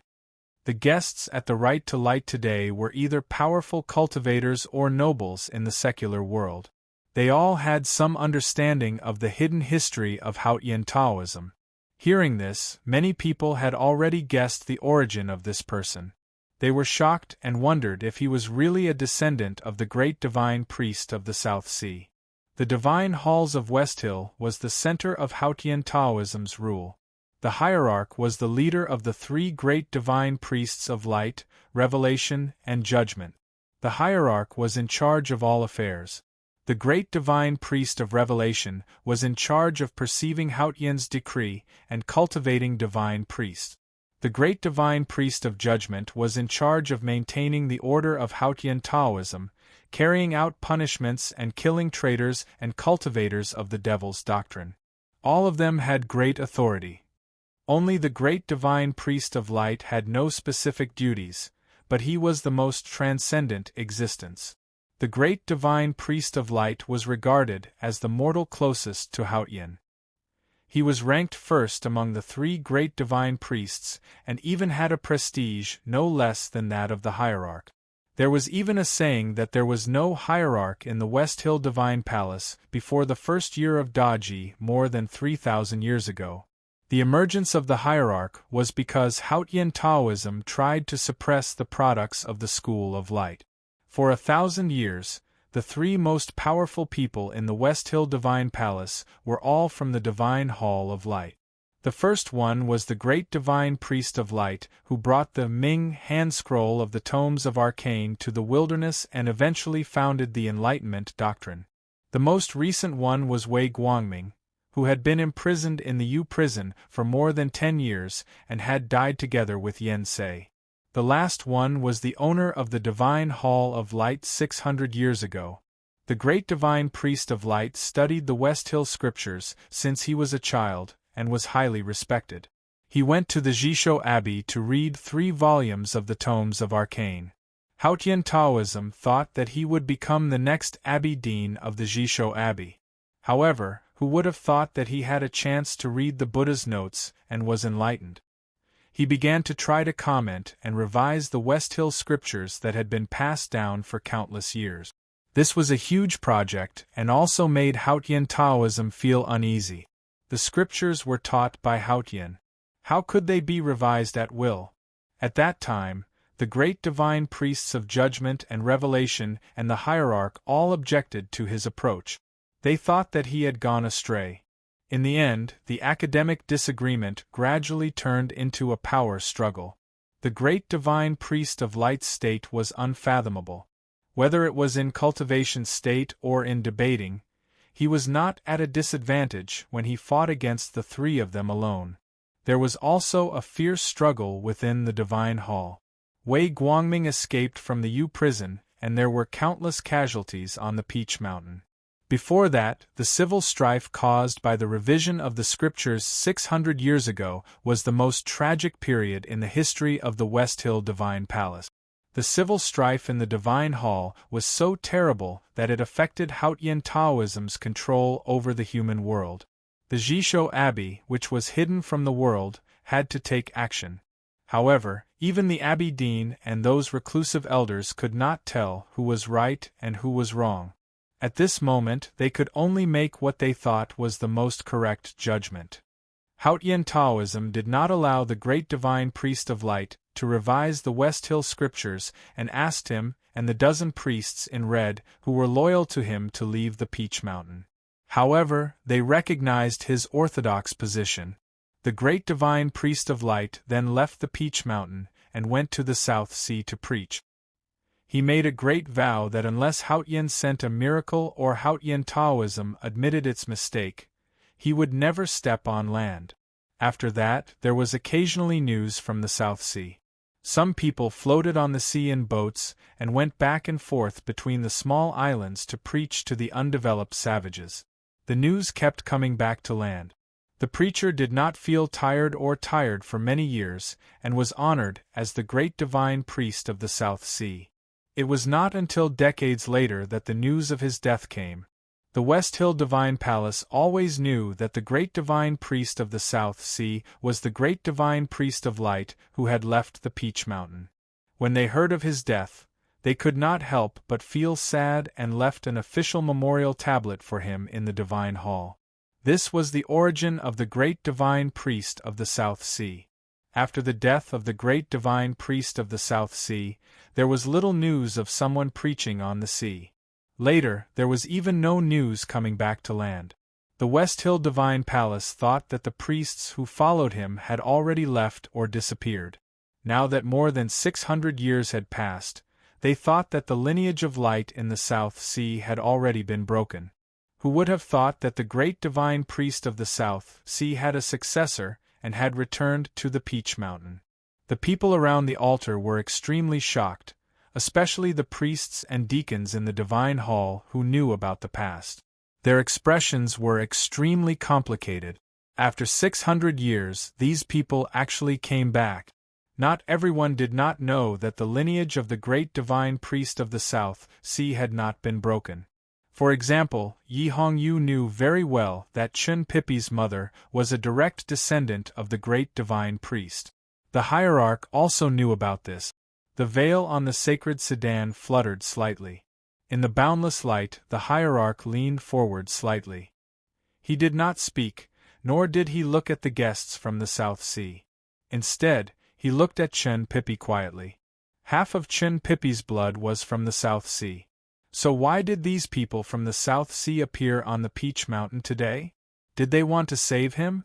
The headmaster of the Revelation Institute wiped the blood off the corner of his mouth and looked at the old man of the South Sea called Zhao Nanhai. He said in a low voice, "Even though you belong to Taoism, do not forget the vow that the great divine priest of the South Sea made when he left the Peach Mountain. Zhao Nanhai said emotionlessly. We of the South Sea have never expected you rotten people living on the Peach Mountain to admit your mistakes. But since you dare to hold the right to light, it means that Haotian has sent a miracle. We have returned from the South Sea. How have we broken the vow? The headmaster of the Revelation Institute did not know how to answer. The right to light was paused. The West Hill scripture to heaven was not finished. The light that fell on the white stone altar gradually dimmed. Chen Pippi felt the pressure gradually disappear. The melting snow mountain and ocean of qi, and even his internal organs stabilized. Only then did he realize that he was pulled back from the brink of death. He looked at the people from the South Sea in front of the altar and found them not familiar. He was very young when he left the South Sea. He had no memory of those people and the things that happened in the past. However, he knew that these people were his mother's relatives. In other words, these people were his relatives. Logically speaking, the people from the South Sea had saved his life, and they were also his relative. At this time, he should be more excited, or at least show some gratitude. But Chen Pippi did not. He just looked at them quietly. Even if he could not remember anything, he still remembered that these people preached on the difficult sea. They did not care about anything except preaching. They were as cold to themselves and to others as the sea. He had forgotten what his mother said before she died. But now that he thought about it, if the people from the South Sea did not want to return to Peach Mountain, why would they send his mother to his father? Chen Pippi was very clear that the people of the great divine priest of the South Sea did not return to Peach Mountain to save him. Even if there was a reason, it must be related to his father. The people of the great divine priest of the South Sea returning to Peach Mountain seemed to be able to win back the control of Haotian Taoism for the Jishou Abbey. However, his father should know that she was in the divine hall of light. As long as she was in the human world, anyone who dared to challenge the West Hill Divine Palace could only die. Not to mention these descendants of the South Sea, even if the great divine priest of light came back to life 600 years ago. What did his father want to do? There was a bamboo couch by the lake in the Jishou Abbey. The Abbey Dean lay on the couch, holding something in his hand. He looked in the direction of Peach Mountain, outside the walls of the Abbey. The middle-aged Taoist was brewing tea by the couch. Long Qing was reading the tomes of arcane in the hut across the lake. The middle-aged Taoist poured the tea and gently placed it by the couch. The Abbey Dean slowly took the teacup with his new fingers and took a sip. The middle-aged Taoist looked in the direction of Peach Mountain. After a long silence he said, "What a pity." The Abbey Dean knew that his younger brother meant two things. On the day when the headmaster ascended to heaven by the Sisui River, he stepped down from heaven and crushed the green mountain behind the abbey. All the hidden masters of Haotian Taoism were killed. From that moment on, the focus of Haotian Taoism had shifted from the Jishou Abbey to the West Hill Divine Palace. Because power had nothing to do with faith, but only with power. He was still there, and the Jishou Abbey was still the leader of Haotian Taoism. But now he was useless. Although the middle-aged Taoist was in a high state, it was not enough to intimidate Haotian Taoism. So the Jishou Abbey was destroyed. The middle-aged Taoist said it was a pity that the real power of the Jishou Abbey was crushed by the headmaster. The second was a pity for the great divine priests of the South Sea on Peach Mountain. Because she was in the human world. She was on Peach Mountain. I don't think it's a pity. The Abbey Dean threw the thing in his hand on the ground beside the couch. It should be some hard object. Then he looked at the ground and said, "She can't win, at least not today." The middle-aged Taoist looked over and saw two pieces of old ox bones, one upside down and one upside down on the ground. This was it. Chapter 3. Try to finish before 4:30. To be continued. If you like this work, please come to Chidian.com to vote for me. Your support is my biggest motivation. Chapter 877. The middle-aged priest said, "Man's plan is not God's plan. Heaven can calculate everything, but she might not be able to calculate herself. The Abbey Dean held his teacup and looked at the peach mountain outside the wall. In order not to let the one in the divine hall of light know his plan, he did not even know what he wanted. If that one could return to the kingdom of Hautien, he would let the South Sea people return to the Peach Mountain. It could be said that the true successor of the divine hall of light would be hosting the right to light. But if that one could not return, then the right to light would be meaningless. Taoism had to consider its future. The South Sea people were his power, and Chen Pippi did not need to be sacrificed. The middle-aged priest said, "How could she lose?" The Abbey Dean said, "She was kept in the human world by the headmaster. If she could not sever her ties with the mortal world, then she would lose." The middle-aged priest said, "Even if she could not, she could still take the lives of Taoism." The Abbey Dean said, "Although she has come to the human world, and is no longer the Hautien I believe in, she must be absolutely objective and fair just like Hautien. I have done so much for Hautien Taoism, why does she want to kill me? I have traded my faith for my survival. No one can break it." The middle-aged priest asked, "What about the South Sea people?" The Abbey Dean said, "If they can live, then they will be the future of Taoism. If they die, then please rest in peace." In the front yard of the Peach Mountain in the divine halls of West Hill, the head of the Revelation Institute stared at Zhao Nanhai and asked, "What do you want?" After 600 years, the great divine priest of the South Sea had returned to the human world. Of course, it was not for the right to light. Zhao Nanhai looked up at the divine hall of light and said with a complicated expression, "We want to return to the divine hall of light and light the eternal lamp." The South Sea people inherited the great divine priest of light and were recognized by Taoism. Now that the divine priest of light was without a master, it was not unreasonable for them to ask for the position. Most importantly, from the previous rite, people could vaguely feel that these returning divine priests might really have the ability to return to the divine hall of light. Hearing the South Sea people's request, the hierarch no longer leaned forward. Instead, he sat up straight with indifference, as if he did not care at all. If it were before, even if he were to face the South Sea bloodline that had suddenly returned, he would find it a little tricky, because whether from the perspective of orthodoxy or inheritance, the other side had the qualifications and reason to retake control of the Light Palace. But now he did not care about this matter at all. Even though the eternal lamp had been extinguished, it did not mean that there was no one in the divine hall of light. But as long as the hierarch was still in the divine hall of light, no one could return would be the greatest joke in the human world. The chief of the Revelation Institute looked at the people of the South Sea and said, "The succession of Hautien Taoism is a matter of great importance. We will discuss it seriously after the right to light. Now, please step aside." Apart from the sect leader, no one knew the true purpose of this right to light. Not even the dean knew. However, the right to light was the grandest sacrificial ceremony of the Tao sect. He could not allow the people from the South Sea to disrupt it. There was a young girl among the people from the South Sea. She was Miss Xiaoyu, who had declared that she would wipe out the black ink garden when they passed by Mogan Mountain. She looked at the headmaster and said mockingly, "The people of the Divine Hall of Revelation are ignorant and incompetent. They can't even read the worship to heaven well. What qualifications do they have to host the right to light? You should be the one to step aside." The head of the Revelation Institute's expression darkened when he heard this.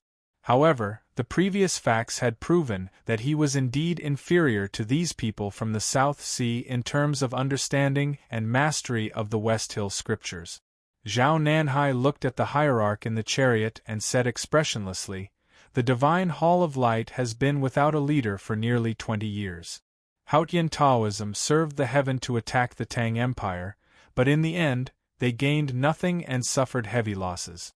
The great divine priest of Revelation has returned to the divine kingdom for several months, but there is still no successor.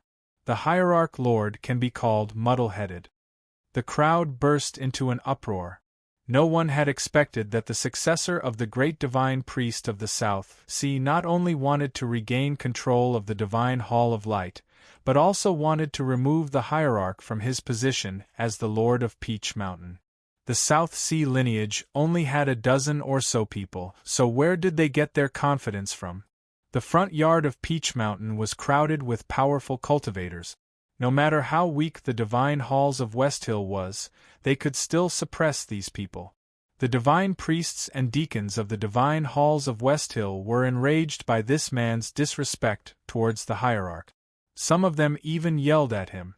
However, the hierarch in the chariot remained silent, which made people feel strange. But no one knew that it was because he did not care to answer.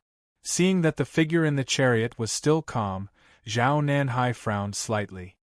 He did not expect that the hierarch of Westhill was not as hot-tempered and arrogant as he was rumored to be.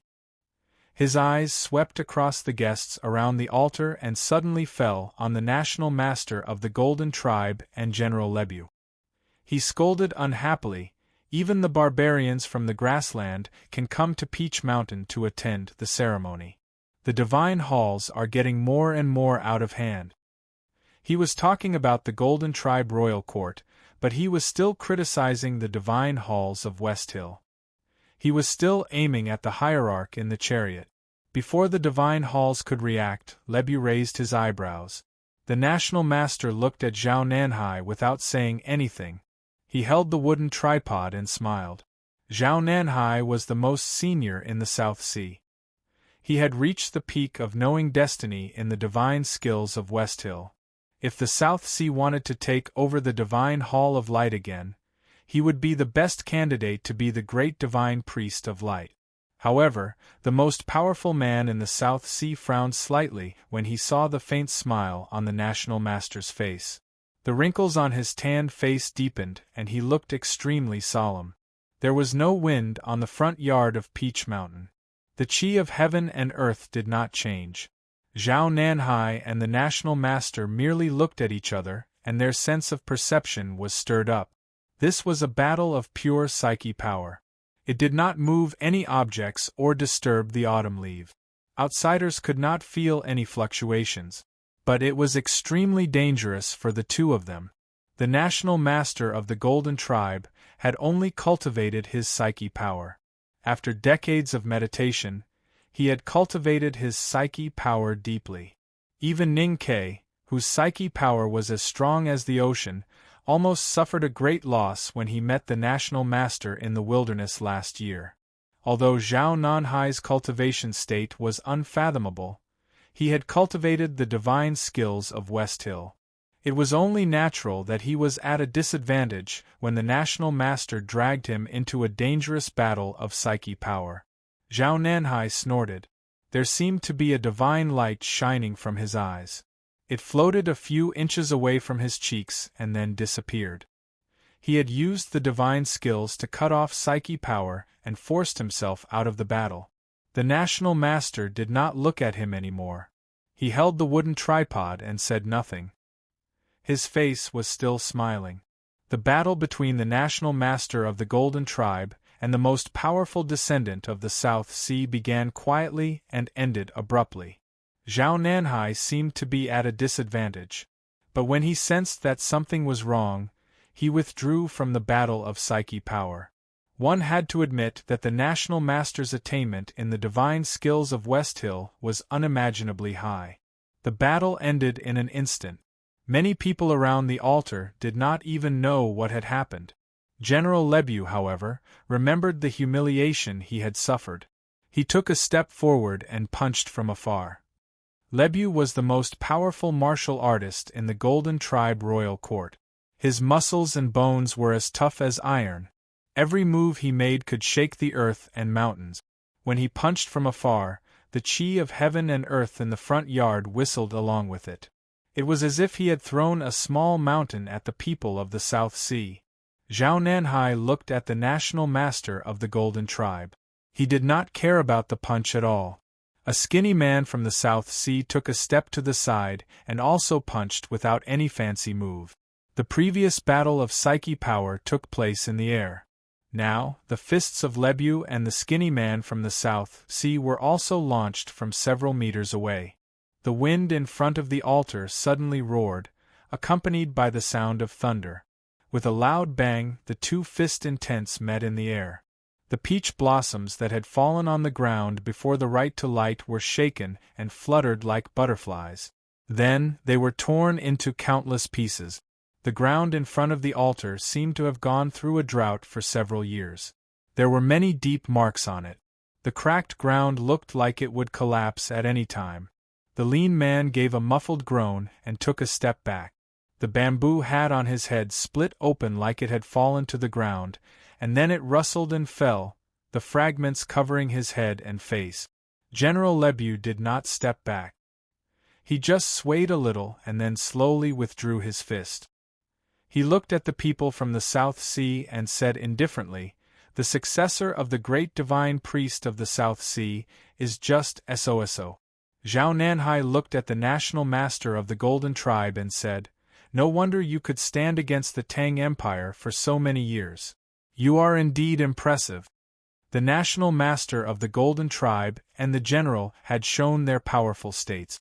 It was not surprising that they could stand against the Tang Empire for so many years. What really shocked people was the people from the South Sea. The South Sea lost both battles. But people could clearly see that Zhao Nanhai's state was indeed unfathomable. If he really went all out, even the national master of the Golden Tribe would find it tricky. As for that lean man who was slightly inferior to General Lebu, he only stood at the 6th place among the people of South Sea. If the people of South Sea were ranked according to their strength, didn't it mean that all of them had the strength to approach or even defeat Lebu? Lebu was the most powerful martial artist in the Golden Tribe royal court. If all the people from the South Sea were in such a state, the divine halls of Westhill would be in big trouble today. How would the hierarch, who was the target of the South Sea people, deal with it? The hierarch still did not say anything because the divine halls of Westhill had their own people to deal with this matter. It was the divine hall of judgment that was responsible for maintaining order in Taoism. At this moment, Xiaoyu from the South Sea looked at the sacred sedan of judgment and saw a beautiful woman sitting behind the blood-red gauze. She asked, "Are you Yi Hongyu?" Yi Hongyu ignored her. A deacon from the judicial department said coldly, "This is our Lord of Judgment. What do you have to report? If you need anything, tell us now." "So you are the current Lord of Judgment." The South Sea girl looked at the sacred sedan and felt that the color did not look good. She said, "Come down, I want your position." The front yard of Peach Mountain was in an uproar. No one had expected that this girl would be so bold as to ask Yi Hongyu to give up her position as the great divine priest. That was close. The first chapter was out before 10 o'clock. The next chapter should be out before 12:30. To be continued. If you like this work, please come to Chidian.com and vote for me. Your support is my biggest motivation. Chapter 878. Yi Hongyu thought of the previous two battles and was speechless. In the West Hill Divine Palace, she was the one who studied the divine skills the most. However, she found that the South Sea people were indeed the successors of the light 600 years ago.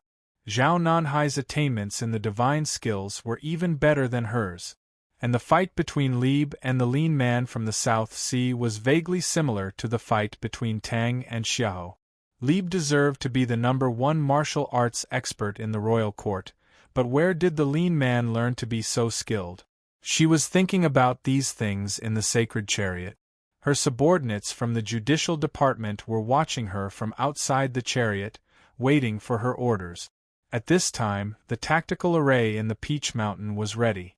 2,000 papal cavalrymen had gathered and were ready to charge. Hundreds of black-robed deacons were ready to collect the bodies of the people from the South Sea. At this moment, the voice of the South Sea girl rang in front of the altar. She sounded calm and proud. Yi Hongyu raised her eyebrows. The priests and black-robed deacons around the sacred sedan looked even worse. They were waiting for the great divine priest's order to activate the array and kill all the arrogant South Sea people. Yi Hongyu looked at the girl quietly, as if she was looking at her proud self many years ago. She did not order the judicial department to attack. Instead, she wanted to kill them. Chun Pippi had been sitting on the altar. Because of the return of the South Sea people, he was almost forgotten as a sacrifice for the right to light. He was very satisfied with his current situation. Since he could not guess the real reason why his father sent the South Sea people back to Peach Mountain, he just needed to keep himself alive. He asked the West Hill Divine Guards to get him some tea and melon seeds. Of course, no one paid any attention to him, but he still enjoyed the show until he heard the words of the South Sea girl. Looking at the healthy skin and delicate eyes of the South Sea girl, he sighed. He thought to himself, she is quite pretty. Why did she mess with that woman? Wouldn't it be a pity for her to die like this? The girl from the South Sea did not notice his expression. She looked at Yi Hongyu in the sacred sedan and said, I have been cultivating Taoism since I was a child and mastered the divine incantation at the age of 17. I am the youngest person to enter the knowing destiny state besides my cousin. I heard that you also cultivated the divine incantation, but you only reached the knowing destiny state at the age of 20. What right do you have to sit in front of me? People in the field were shocked when they saw that she dared to speak to the sacred sedan of judgment in such a way. At this time, they were even more shocked when they heard that she said that she had reached the knowing destiny state at the age of 17. However, there was more pity and mockery in their eyes when they looked at this girl from the South Sea. They just didn't know what kind of genius her cousin was. It was extremely rare for a cultivator to reach the knowing destiny state at the age of 17. Other than the Academy and the Jisho Abbey, it was hard to find such an example.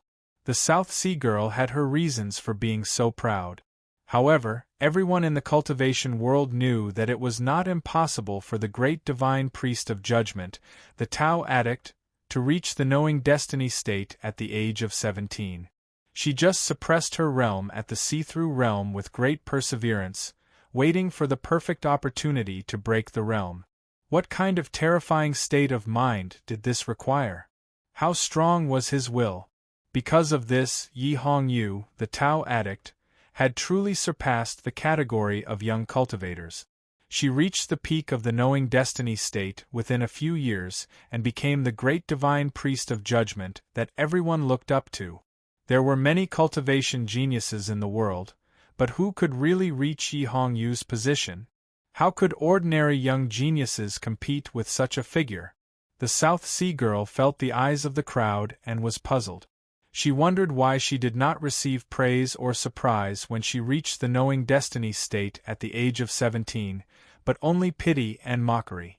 She thought that the cultivation world of the Central Plains must be afraid of Yi Hongyu's status and deliberately used this kind of emotion to affect her state of mind. She could not help but become angrier and was about to call out her natal Taoist sword. In the beginning, Zhao Nanhai did not stop her from mocking Yi Hongyu, because he knew that his daughter was indeed a genius in cultivation. He also believed that Yi Hongyu's ability to become the great divine priest of judgment at such a young age did not mean that she was powerful. It only meant that the West Hill Divine Palace was declining. The South Sea branch lived in the South Sea and only knew the general situation of the cultivation world of the Central Plains, but not the specific situation. It was not until he saw the expressions of the crowd that Zhao Nanhai realized something was wrong. He called out to his daughter and looked at Yi Hongyu in the sacred sedan of judgment. He said, "My daughter is arrogant and does not know the immensity of heaven and earth. Please forgive her, great divine priest."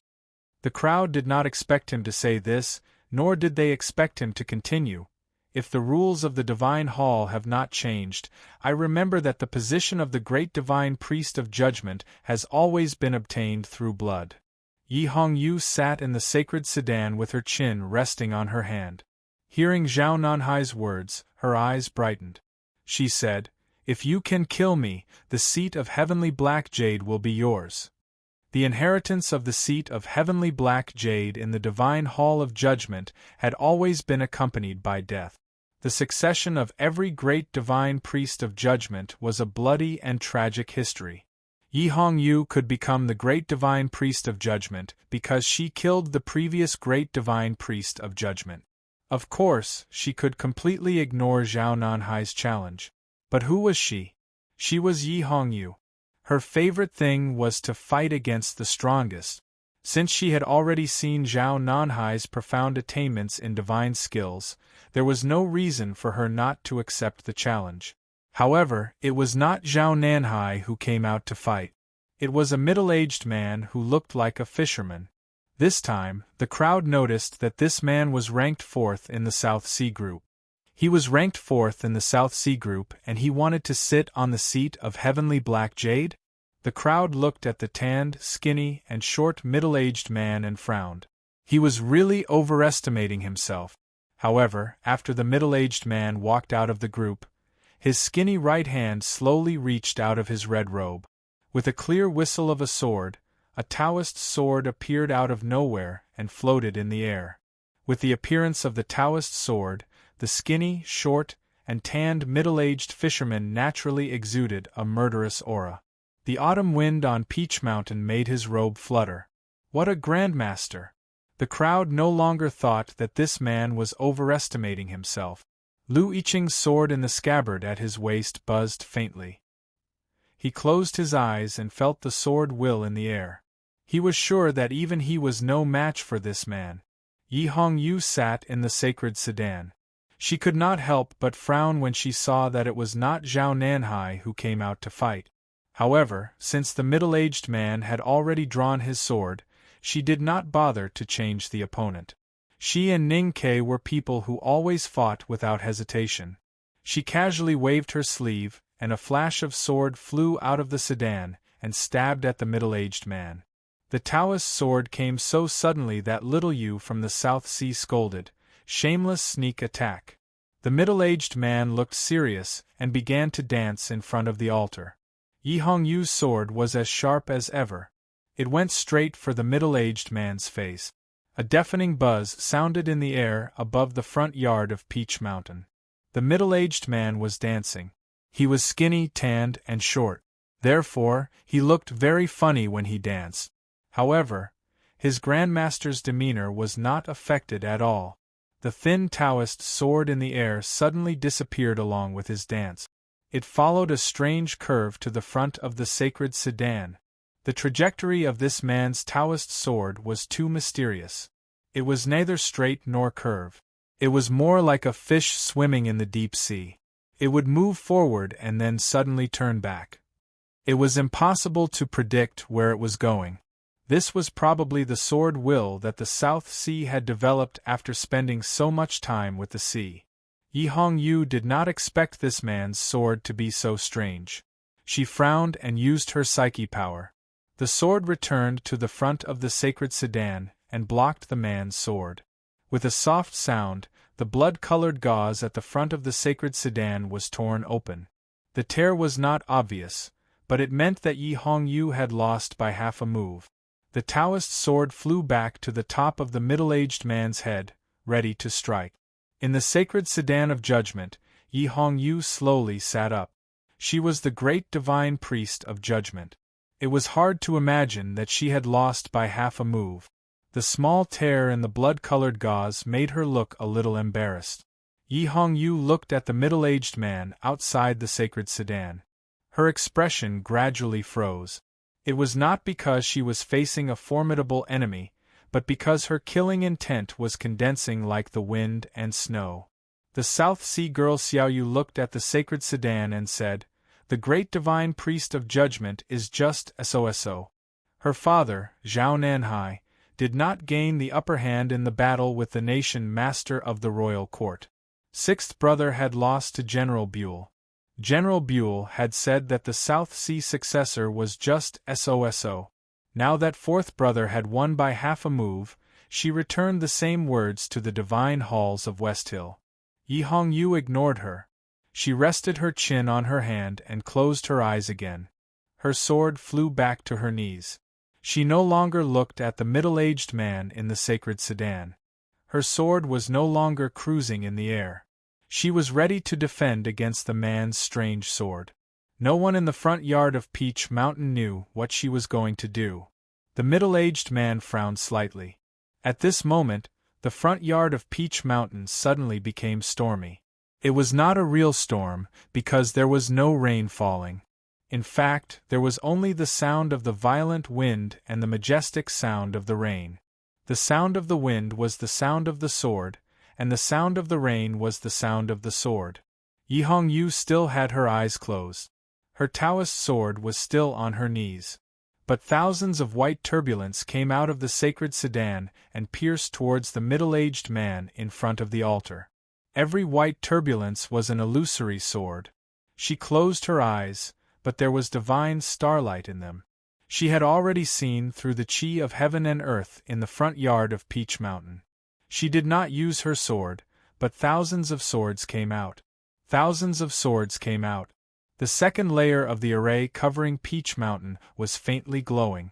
Even the array appeared automatically. It was not hard to imagine the power of the rain of swords. The middle-aged man shouted and summoned his Taoist sword to protect himself. The Taoist sword was extremely thin and looked like a swimming fish. In an instant, it emitted infinite light and tightly protected his body. With countless crisp sounds, thousands of illusory swords fell like rain, enveloping the middle-aged man. However, the thin light sword in front of the middle-aged man did not dim at all. He had used the West Hill divine skill to enter swordsmanship. Everyone was shocked again.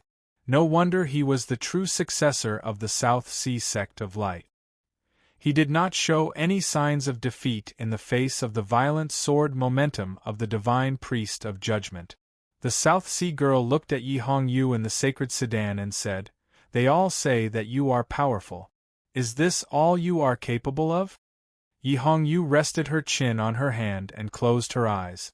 She did not look at her, nor did she look at the middle-aged man. She knew that the middle-aged man was doomed. Ever since she mastered swordsmanship, she had only used this method twice. The first time was before the Verdant Canyon. She used tens of thousands of swords and only trapped Junimo for a moment. Today, she only used thousands of swords.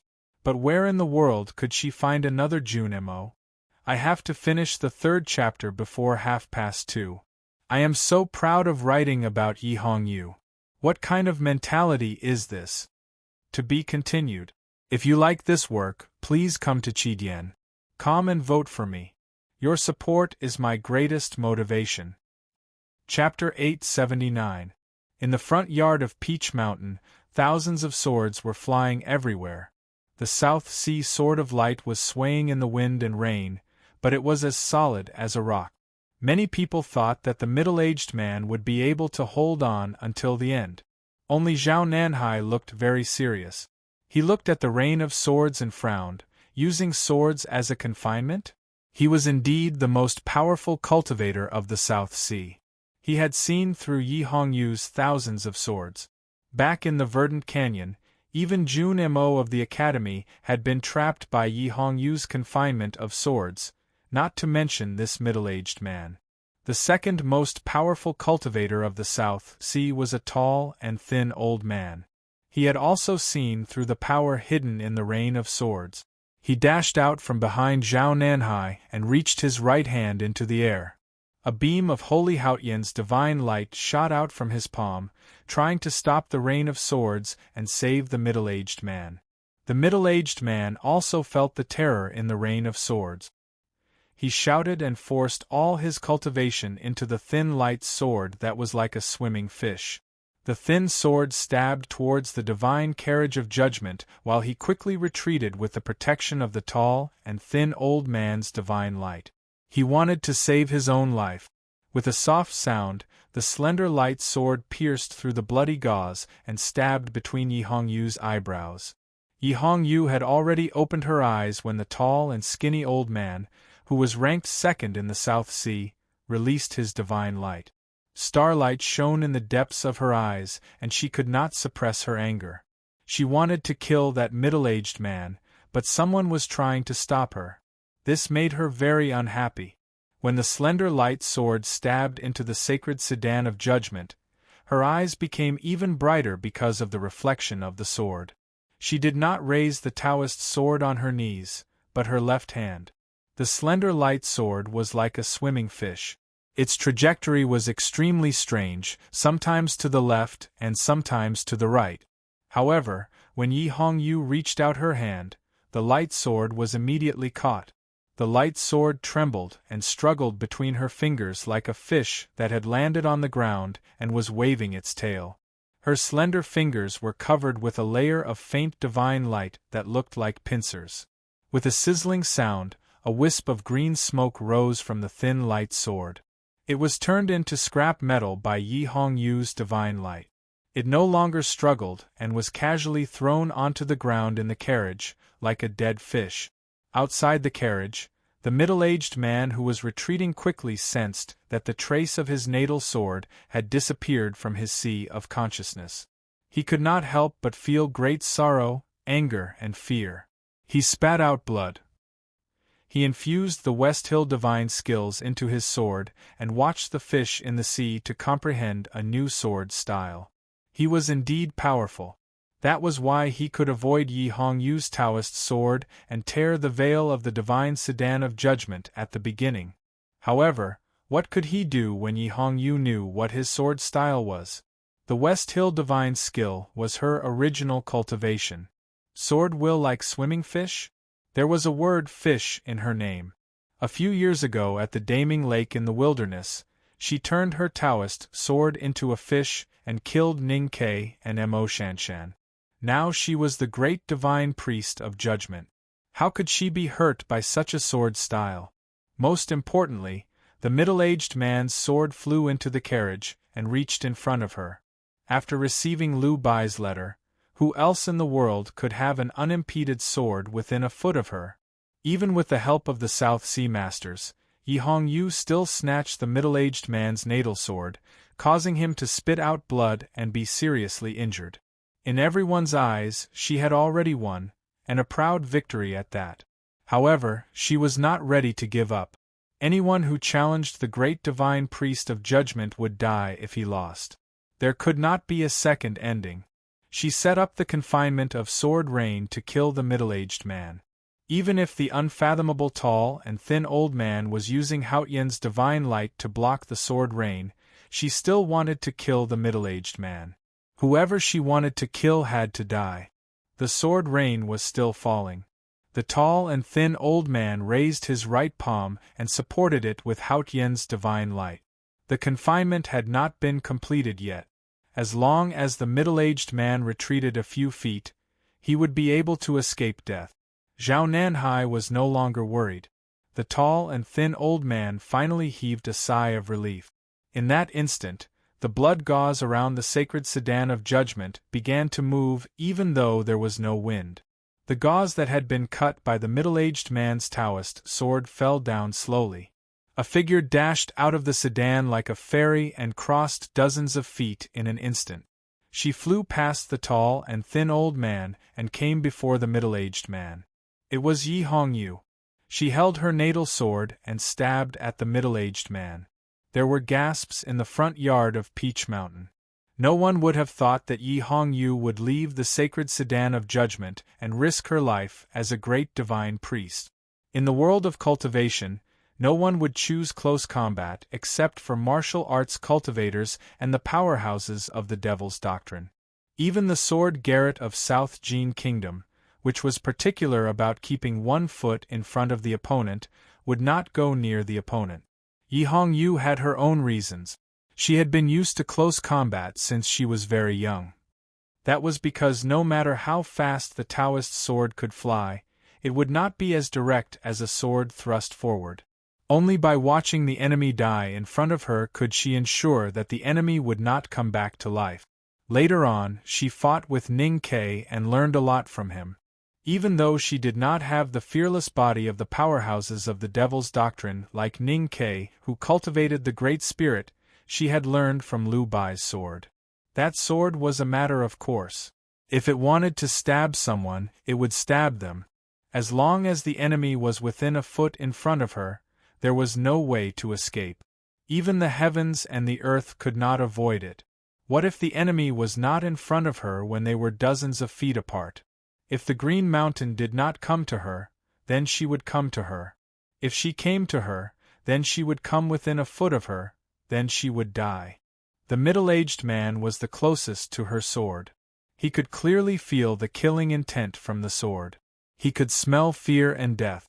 At this moment, his natal sword had been destroyed, so there was no way he could avoid this sword. He quickly used the West Hill divine skill and gathered the divine flame between his palms, turning it into a ball of blazing light in an attempt to block this terrifying sword. The tall and thin old man was using his right palm to resist the confinement of sword rain. Seeing that his younger brother was in a desperate situation, his face turned extremely serious. He pointed his left hand at a distance. This was not a simple move. The tip of his finger was full of divine flame, like a blooming flower. A thin divine flame shot out from the flower. Although they were dozens of feet apart, the tip of his finger seemed to be pressing on Yi Hongyu's back.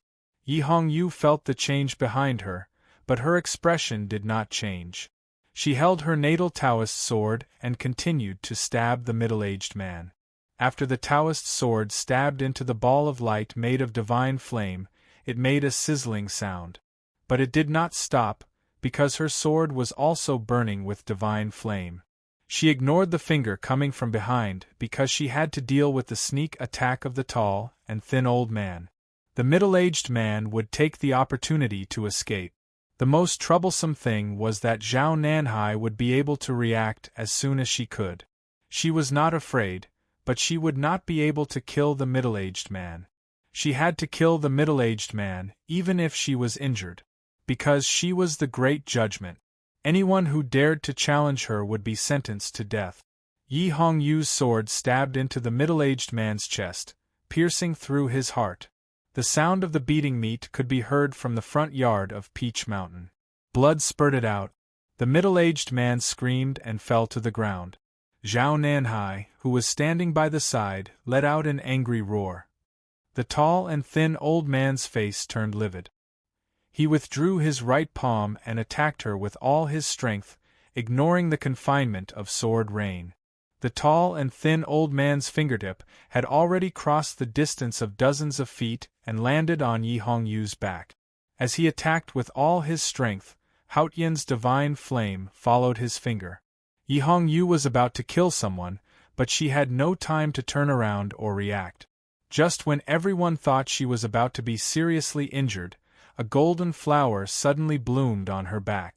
It was right in front of the finger with divine flame. The golden flower was pure and holy. It was the Haotian's divine flame condensed by the West Hill divine skills.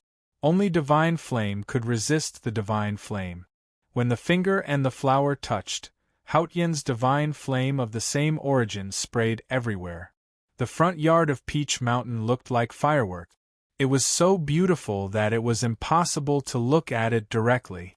The tall and thin old man was one of the most senior divine priests in the South Sea, second only to Zhao Nanhai.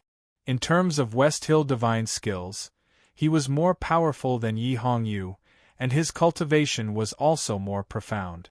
The dazzling fireworks produced by the collision of Haotian's divine flame did not last long before dimming, which meant that he had won. The people of the divine halls of West Hill shouted in shock. Some of them looked anxiously at the sacred sedan, hoping that the hierarch lord could save Yi Hongyu at this critical moment. However, what happened next was beyond everyone's expectation. The tall and thin old man's fingertip crushed the golden flower on Yi Hongyu's back from dozens of feet away. It fell on her blood-red gown of judgment and tore it again, piercing into her flesh. And at this moment, in her flesh that was pierced by the finger intent, a golden thread suddenly popped out. The golden thread was very thin and seemed to be weightless. However, it was incredibly fast, like lightning. It followed the divine flame of the tall and thin old man and arrived in front of him. Because the speed was too fast, the thin golden thread actually gave off a violent feeling. The tall and thin old man let out a strange cry and withdrew Haotian's divine flame as fast as he could, trying to avoid it. However, the golden thread was made of some unknown material. Not only was it not afraid of the purifying power of Haotian's divine flame, it was even moving at the same speed. It curled up along his fingertip and suddenly tightened. Without a sound, a finger fell on the ground. There was no blood on the wound because it was sealed by the divine flame. In fact, if it were not for the tall and thin old man's quick reaction, the golden thread might have cut off his entire palm. The aura of heaven and earth in the front yard of Peach Mountain stirred slightly. Yi Hongyu floated back to the sacred sedan like a red maple leaf. When she floated past Zhao Nanhai, she glanced at him without any emotion in her eyes. The finger fell without a sound. The front yard of Peach Mountain was even more silent. The tall and thin old man looked at his broken finger in silence. Zhao Nanhai looked down at the peach blossom petals at his feet and said nothing. The rest of the people from the South Sea surrounded the dead middle-aged man in silence. Xiaoyu, the girl from the South Sea, was pale. She could not believe what she had just seen. The silence was broken by two light coughs. Then came the sound of the sword of judgment being sheathed. In the blood-colored sacred sedan, Yi Hongyu rested her chin on her hand and closed her eyes again. She seemed to be tired. I said 10 o'clock and it was 10 o'clock. I said 12 o'clock and it was only a few minutes late. How accurate! By the way, it's not a fixed time. I don't have a single word in my manuscript. Of course I want to have it, but how can I save it? I can only say that it's useful to set a time limit for myself. Also, there's an announcement on the homepage of Qidian. Starting from midnight on the 28th, the monthly votes will be doubled. If you want to vote, please vote for me 3 days later. It's still midnight tomorrow. Also, YY has a reading activity tomorrow night. You are welcome to watch. To be continued. If you like this work, please come to Qidian.com to vote for me. Your support is my greatest motivation. Chapter 880. Her originally red lips were now a little pale. She seemed a little tired, but no one thought that she was weak. It was as if her sword was quietly placed by her side, but it had already said 1,000 words. The battle had shocked everyone. They looked at the blood-red divine sedan of judgment and did not speak for a long time. The front yard of Peach Mountain was silent. Yi Hongyu's swordsmanship was completely different from the sacred sword style of Haotian Taoism. It was cold and murderous. The most shocking thing was her style in this battle. The skinny old man was second only to Zhao Nanhai among the divine priests of the South Sea. His West Hill divine skills were profound and exquisite. Even if he was not as good as Wei Guangming, he was definitely better than Yi Hongyu.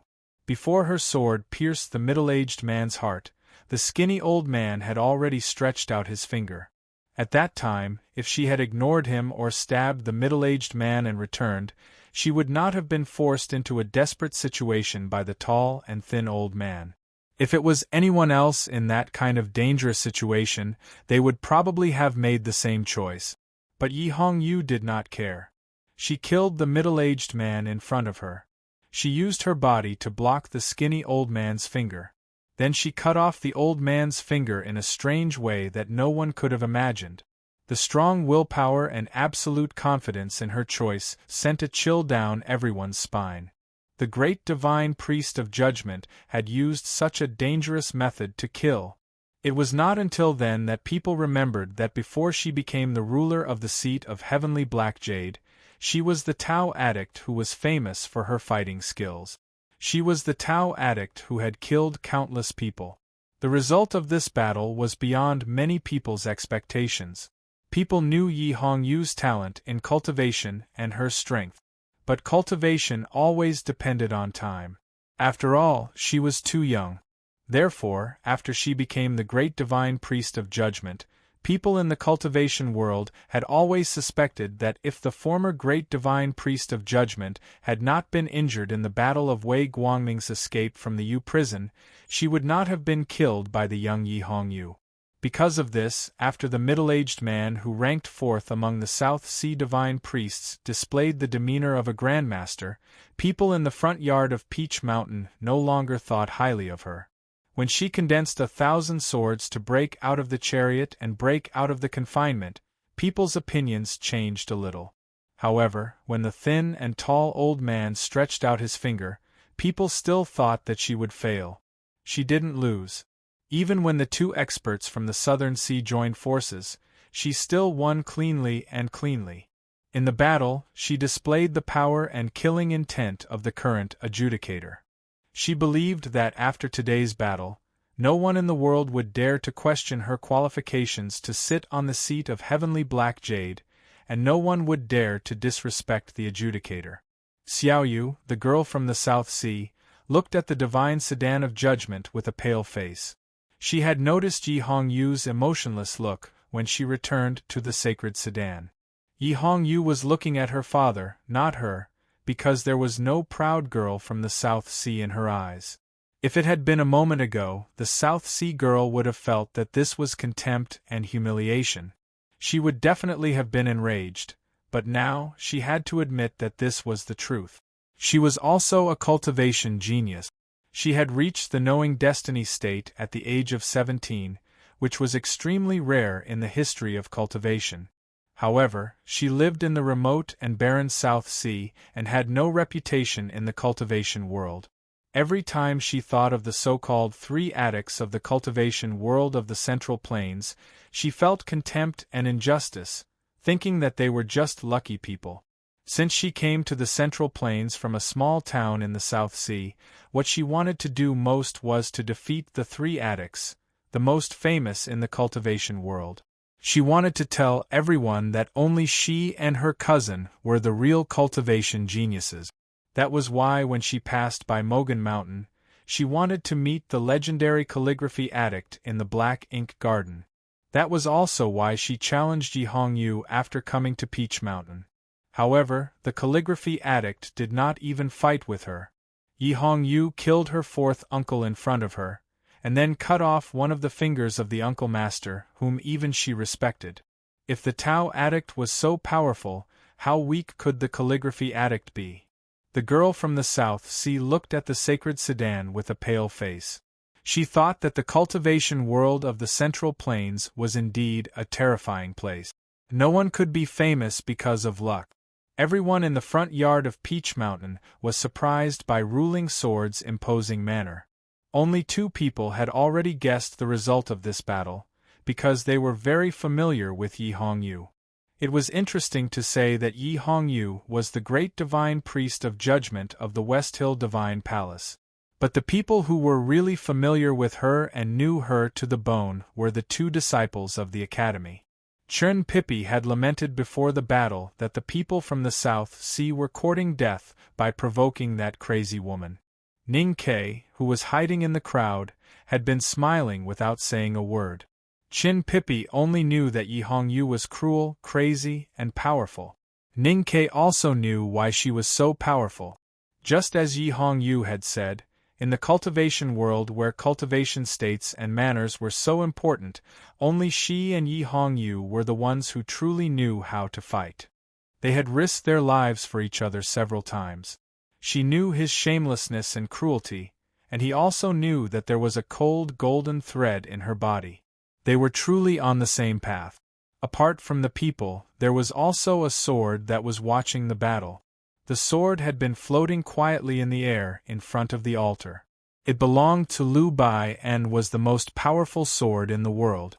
However, since Liu Bai did not come to the Peach Mountain personally, the sword was just an inanimate object in the eyes of the crowd. They did not pay much attention to it. In the fierce battle, they had even forgotten about the existence of the sword. Therefore, no one saw that when Yi Hongyu flew out of the sacred sedan and stabbed the middle-aged man with her sword, the sword nodded slightly in the autumn wind, showing its approval. Because that sword was the great river sword style, and the foot in front of her was the secret art of the sword garret of South Jean Kingdom. The great divine priest of judgment is indeed the youngest great divine priest of Westhill in 1,000 years. Zhao Nanhai looked at the blood-red sacred sedan and spread his hands. He said solemnly, "I, Zhao Nanhai, the descendant of light, challenge you." Zhao Nanhai was the most powerful cultivator from the South Sea. Even though he did not gain the upper hand in the battle of psyche power with the national master of the Golden Tribe, his true strength was the divine skills of Westhill. To be able to stand as still as a peach mountain before the psyche power of the national master of the Golden Tribe, one could imagine how terrifying he would be if he went all out. In terms of seniority, he was of the same generation as the hierarch master. He was Yi Hongyu's uncle master. That was why he had spoken rudely to the divine sedan of judgment earlier. However, he addressed Yi Hongyu respectfully now.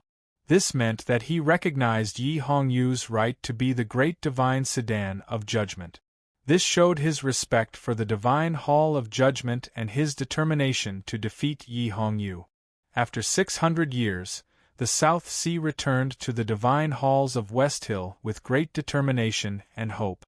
In Zhao Nanhai's eyes, the South Sea could definitely shock Peach Mountain in terms of cultivation state. Moreover, after the war with the Academy, the divine halls of Westhill had suffered great losses. Most of the divine talisman masters were wiped out, the great divine priest of revelation was dead, and the hierarch was seriously injured. The only one left to support the divine halls was the Tao addict Yi Hongyu. Who would have thought that when they came to Peach Mountain, they would find that the hierarch, who was rumored to be seriously injured and on the verge of death, had actually fully recovered. It seemed that he was even more powerful than before. And the young great divine priest of judgment, who they thought had an undeserved reputation, had completely suppressed the momentum of the South Sea lineage by himself. Zhao Nanhai could not allow this situation to continue. Otherwise, he would not be able to overthrow the hierarch and take back the divine hall of light that once belonged to him. That was why he did not hesitate and challenged Yi Hongyu again in the sacred sedan. The young great divine priest of judgment was indeed powerful, but he was still confident that he could defeat her. In the sacred sedan, Yi Hongyu rested her chin on her hand and closed her eyes, as if she did not hear what Zhao Nanhai said. She did want to fight with Zhao Nanhai before because she was very interested in the divine skills of Westhill of the South Sea. But now she did not want to because she was tired. Besides, many things would happen in the right to light today. The people from the Academy had not arrived yet. She had already shown her power with the Sword of Judgment. She did not want to waste more energy. The inheritance of the great divine priest of judgment relied on killing and blood. But this did not mean that the person sitting on the seat of heavenly black jade had to accept endless challenges. If that person did not want to accept challenges, then those who wanted to seize the position of the great divine priest of judgment must first kill a bloody path to the seat of heavenly black jade. She raised her right hand. The divine priests and black-robed deacons of the divine hall of judgment outside the sacred chariot were ready for battle. Hurried hoofbeats came from the front yard. More than 2,000 papal cavalrymen began to gather, ready to charge. Even the big array in Peach Mountain began to show its power. She was the current great divine priest of judgment, so she had the right to fight if she wanted to. If Zhao Nanhai did not want to fight, then he could kill everyone from the divine hall of judgment first. She never cared about dignity on the battlefield, nor did she respect courage. As mentioned before, she and Ning Ke were different in the cultivation world. When needed, they would never hesitate to send a group of subordinates to fight a single enemy. The divine hall of judgment was ready to crush the South Sea. Previously, the South Sea could enter the front yard of Peach Mountain because they were all Orthodox Taoism.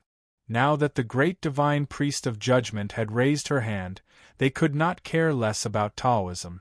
Listening to the dense hoofbeats from afar, Yi Hongyu closed her eyes and thought, 2,000 papal cavalrymen can kill all of you. Do you think you are Junemo? The people of the South Sea looked at the 2,000 cavalrymen who had appeared in the front yard. They sensed the hidden power of the Matrix on Peach Mountain, and their expressions became extremely ugly.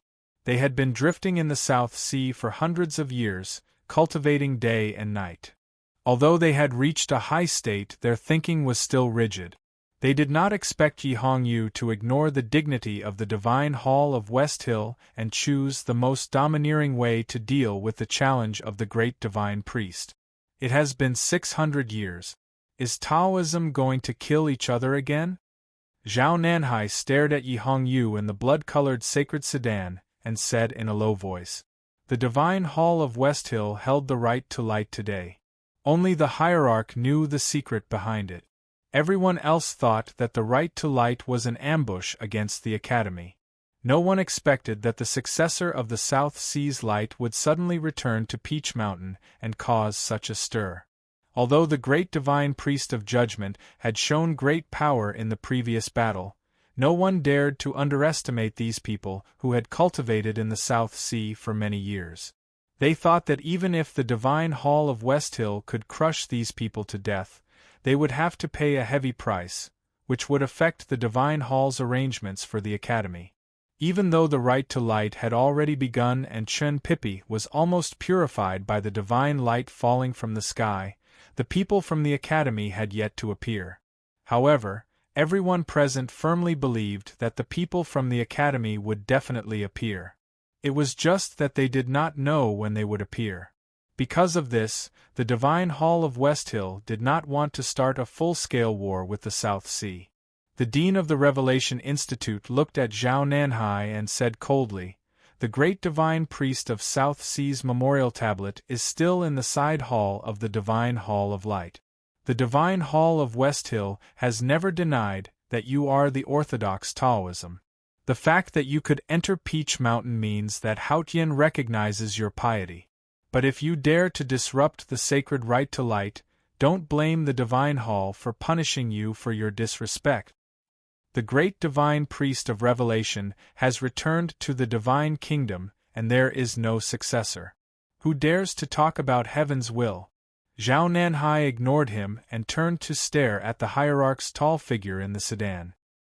He shouted, "The mortals may not know, but everyone in the Divine Hall of West Hill knows that the Jisho Abbey is the Tianshu of Taoism. The man on the altar is the only child of the Abbey Dean. How dare you sacrifice him to Haotian? Aren't you afraid of Haotian's wrath?" It was very quiet around the altar. Many people already knew about Chen Pippi's background, but no one dared to say it.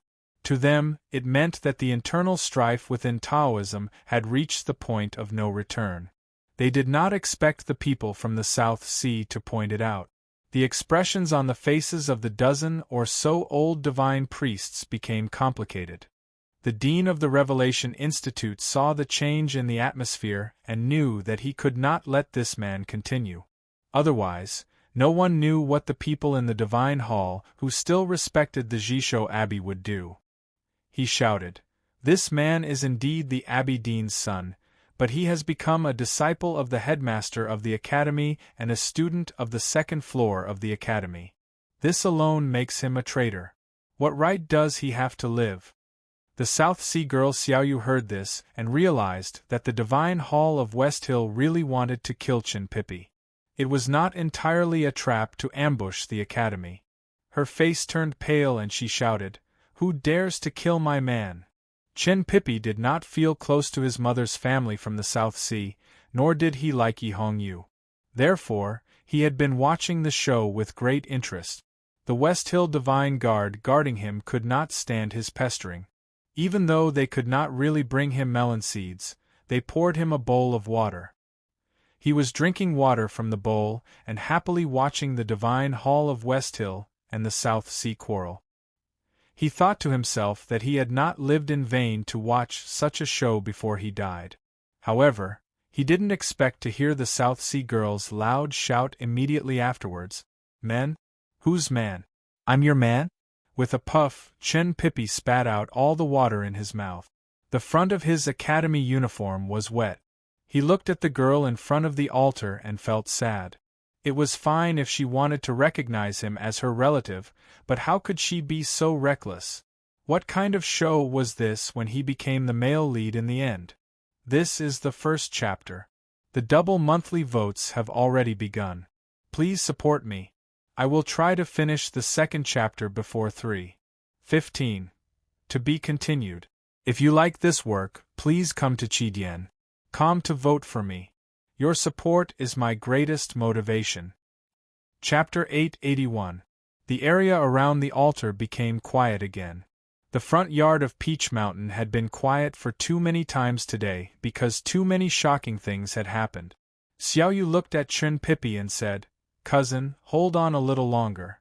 The hierarch knew about the relationship between Chun Pippi and the South Sea, but others did not. He was surprised to hear the South Sea girl call him, "my man." Now that she called Chun Pippi cousin, he recalled what she said and realized that the young knowing destiny one she mentioned was Chun Pippi himself. Chun Pippi was also surprised. He nodded subconsciously while holding the bowl of water. Then he realized that he should not have nodded. Did his father also use the finger marriage method? The war between the divine halls of West Hill and the South Sea was about to begin. In fact, neither side wanted to start the war because they both belonged to Taoism. Their opponent should be the Academy. At this point, the only one who could solve the problem was the hierarch. After the Jisho Abbey lost the favor of Haotian, the hierarch became the leader of Haotian Taoism. The hierarch behaved very strangely today because he did not speak much from the beginning to the end. He was totally different from the rumored irascible and irritable person. No one knew that it was because he thought that he was no longer who he used to be. Many years ago, when Xiong Chumo was not the hierarch of West Hill and was just an ordinary divine priest, he followed his master to preach in the wilderness. There he met his lifelong enemy, Lin Wu, the Grandmaster of Devil's Doctrine. It was during this encounter that his lower abdomen was severely injured by Lin Wu and he could no longer have sex. Not having sex was not necessarily a bad thing for a cultivator. From that day on, Xiong Chumo gave up all his desires and cultivated diligently. Finally, he entered Taoism with the principle of heaven and became the hierarch of West Hill. His lifelong enemy, Lin Wu, cultivated 23-year cicada cultivation and became the third sister of the Academy, Yu Lian. Xiong Chumo also became the hierarch of West Hill. However, this incident had a great impact on his temperament. The result of eliminating human desires with the principle of heaven did not mean that human desires would disappear completely. On the contrary, the desires hidden deep in his body became stronger and stronger until they became abnormal. That was why he was so irritable in the past years. Xiong Chumo liked her tall image, but she didn't like her hot-tempered image. As the West Hill hierarch, he had seen people like himself who were at the peak of the cultivation world. Those people, whether it was the three great divine priests or Lu Bai, all had the elegant bearing of a grandmaster. He also wanted to be like them, but he couldn't do it because there was always a fire in his lower abdomen that he couldn't vent. It was not until recently that Haotian came to the human world and gave him good fortune. With the clear blue sky behind him, he was invincible in the world. His mind was clear, and he thought that he should be a little more carefree. He did not care that the successor of the great divine priest of South Sea suddenly came to Peach Mountain. Even though he knew that these people must be related to the Abbey Dean, they were still not qualified to enter his sight. If the people of the South Sea really dared to go against great heaven's will and disrupt the right to light, he could naturally suppress them by force. That was why he was calm and silent, appearing unfathomable and unreachable. The mission of the right to light was to open the passage to Haotian's divine kingdom. But for him, it didn't matter even if it failed. He sincerely hoped that he could kiss the ground in front of Haotian's feet forever. He cared more about destroying the academy in the right to light. He wanted to see the most when the 23-year cicada cultivation showed up. He would defeat it with a wave of his hand, and then shock the human world with his elegant bearing. It was a pity that no one from the academy came. That damned Lin Wu refused to show up. Since you are my lifelong enemy, why don't you cooperate with me at this moment? The hierarch looked at the mountains in the distance through the layers of gauze curtains. Seeing the red and yellow autumn leaves on the mountains, he felt so lonely and lost that he couldn't speak. He spoke for the first time that day. His thunderous voice was filled with undisguised contempt, regret, and loneliness. It passed through the layers of gauze curtains and echoed in the Peach Mountain. The Academy has no one. The meaning of this sentence was very clear. The entire human world knew that the right to light was a trap set by the divine halls of West Hill. After the headmaster ascended to heaven by the Sisui River, the Academy and Haotian Taoism fought each other in the verdant canyon, Chang'an, and in the human world. They seemed to be powerful, but they actually paid a heavy price. How could they stop the right to light if they knew it was a trap? However, if the headmaster and Kuhauren were still alive, even if they didn't have the unimaginable state, would they just watch the disciples of the Academy die in front of them? When the hierarch said that the Academy had no one, he did not mean that the Academy's power had been severely damaged. He meant that after the headmaster and Kuhauren, no one from the Academy had the courage to break into the Peach Mountain. In the blood-colored sacred sedan, Yi Hongyu had been resting with her eyes closed. The heated debate between Zhao Nanhai and the headmaster of the Revelation Institute did not affect her expression at all. When Xiaoyu from the South Sea said that Chen Pippi was her man, her lips curled into a sarcastic smile. When the hierarch said that the Academy had no one, the sarcasm in her smile intensified. She knew that Ning Ke was on the Peach Mountain, but she did not know where he was. She knew that he would attack eventually, but she did not know who he would attack first. Suddenly, she opened her eyes. Starlight flashed deep in her beautiful eyes. Even the successor of the great divine priest of the South Sea could not make her open her eyes. Who could make her so surprised? Did Ning Ke attack? When Yi Hongyu opened her eyes in the sacred sedan, there was a rush of footsteps on the mountain road outside the Peach Mountain. It seemed that someone was running. Then there was a heavy sound of metal clashing. Tens of thousands of Haotian believers on the front yard looked back in shock. They saw the cavalrymen of the divine halls were in a mess. They could vaguely see a cloud of dust moving forward. Soon after, the sound from that direction became clearer.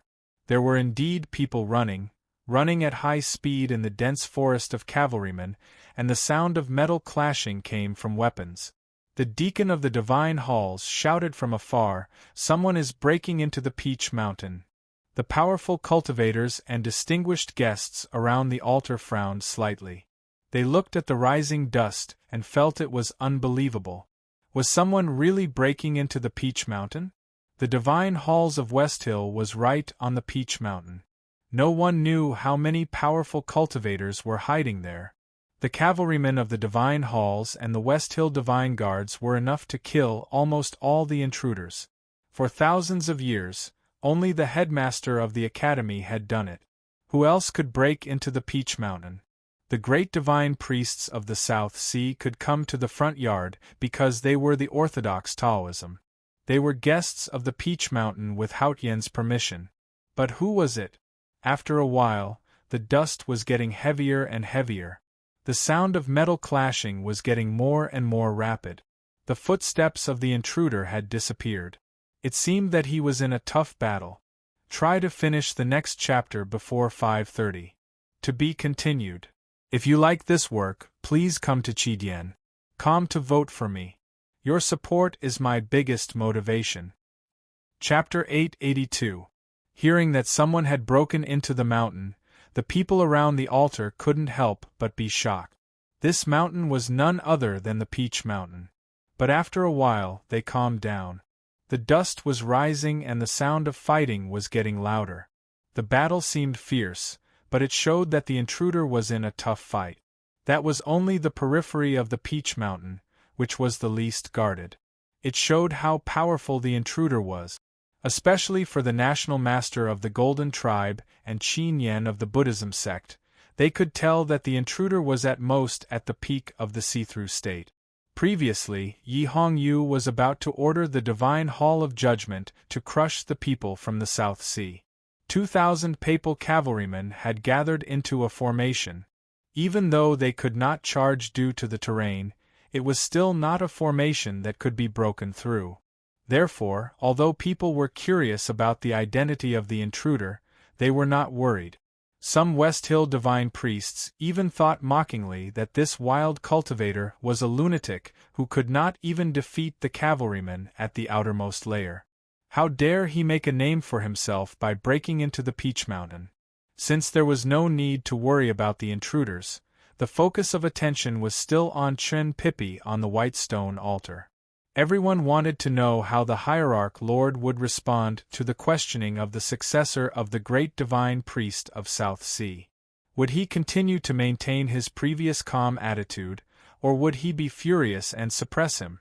At this moment, a song was suddenly heard from the battlefield outside the front yard of the Peach Mountain. It was still far from the altar, so the specific words could not be heard clearly. But the song was clear and pleasant, as if there was grass growing in the song. People around the altar looked back subconsciously. Tens of thousands of believers on the front yard of the Peach Mountain also looked at the dust. They listened to the young and beautiful song and imagined the girl singing. The intruder was in a tough fight. How could he still be in the mood to sing? People looked at the mountain path below the front yard again. There were a few people who did not look away.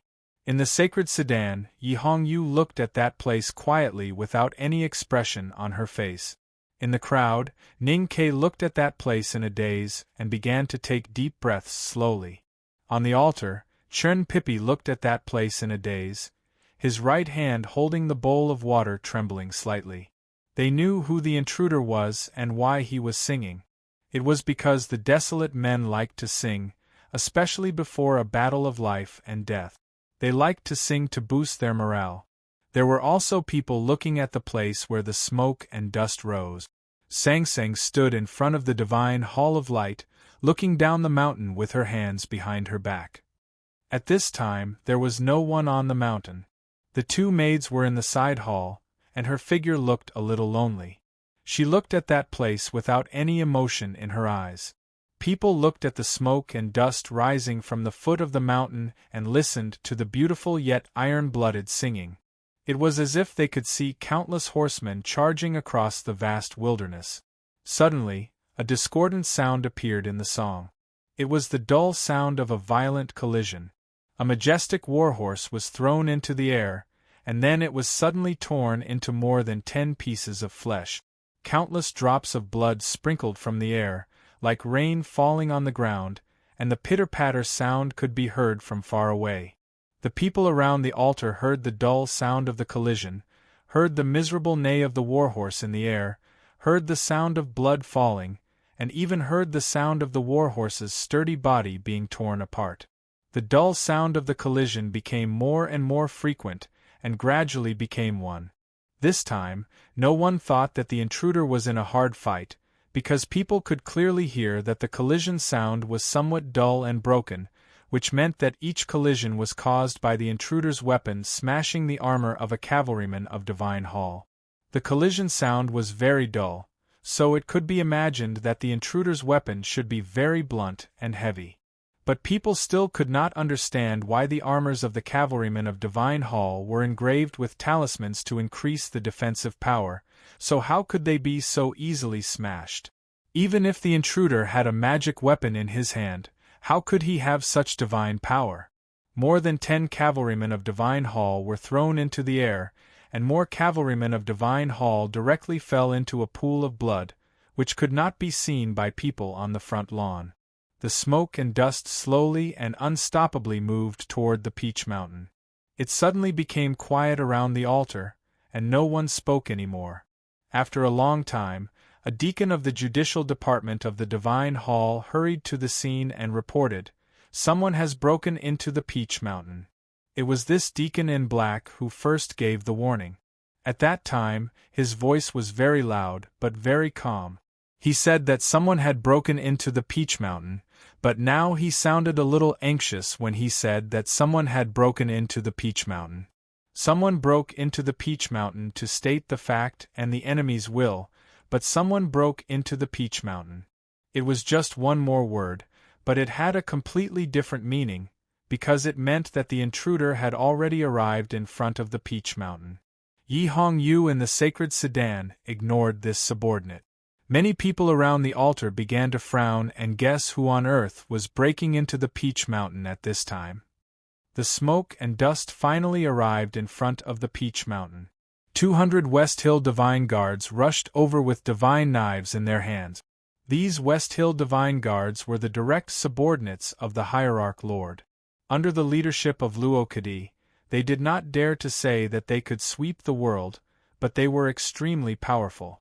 Even Ning Ke found it difficult to deal with these West Hill Divine Guards in Chaoyang City of the Yueluan Kingdom.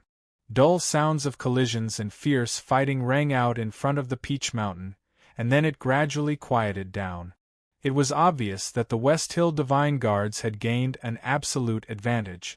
The expression on the head of the Revelation Institute's face became a little better, and the divine priests and deacons of the West Hill Divine Palace also felt a lot more relaxed, thinking that everything should be fine now. At this moment, the intruder's song rang out again. This song, which was like a wilderness with green grass and bloody slaughter, seemed to have some kind of magic. The surroundings of the altar quieted down again, and the battle in front of the Peach Mountain became fierce again.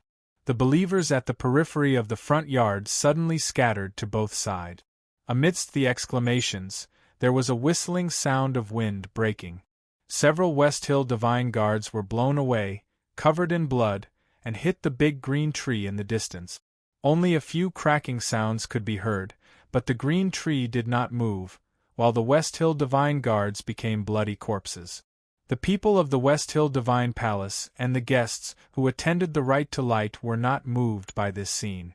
They were sure that the intruder had just entered the knowing destiny state. They did not know why he was so powerful. However, there were countless masters in the front yard of the Peach Mountain. Why would they be afraid of such a person? Chun Pippi sat on the altar and stared at the battlefield outside the front yard. He looked at the indistinct figure in the smoke and dust. His face turned pale and his hands trembled more violently. Yi Hongyu in the sacred sedan and Ning Ke in the crowd were also staring at that place. In front of the divine hall of light, Sang Sang did not look down the mountain, nor did she look up at the sky. Instead, she looked to the north with her hands clasped behind her back. She looked at Chang and An the past. Listening to the song coming from the foot of the mountain, she remembered that many years ago in the human world, on the cliff by the snow lake, she had once sung a song to someone, even though that song had no lyrics or melody. Now that she thought about it, it was really a funny thing. She suddenly frowned. She realized that when Chun Pippi was about to tear his belt, she also felt that it was funny. But wasn't it funny to feel funny?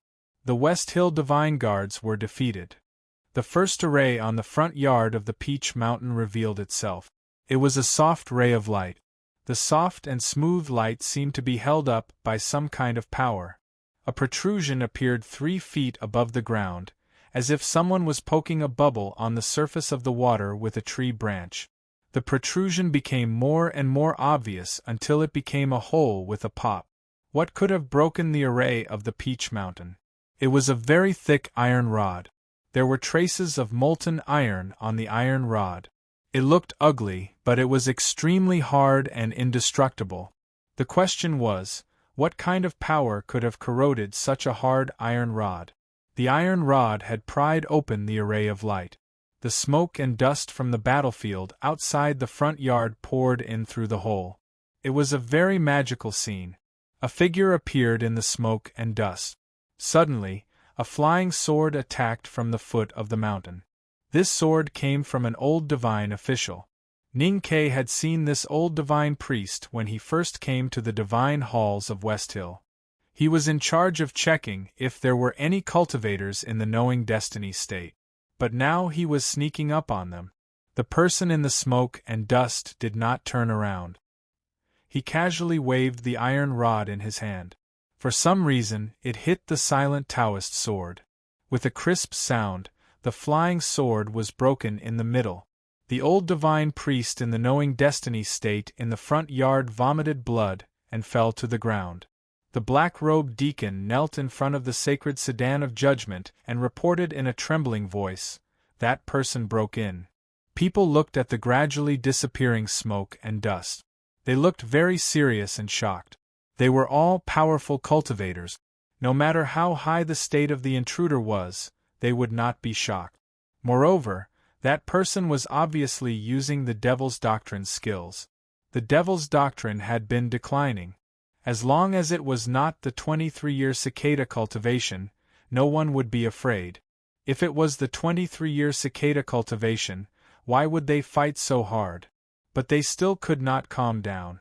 They were still shocked and even in awe. It was not because he could break through the two lines of defense and the array of clear light. It was because he had shown that his cultivation state was not bad, but it was far from enough to deal with the West Hill Divine Palace. That was why he had fallen into a bitter battle at the foot of the mountain. However, no one could have imagined that he had been constantly learning and improving his cultivation state in the bloody battle. When he finally arrived at the front yard of the Peach Mountain, he had become so powerful. The Buddhism sect paid attention to enlightenment. The Devil's Doctrine paid attention to fighting. But from the beginning to the end, the few battles were so short. How did this person do it?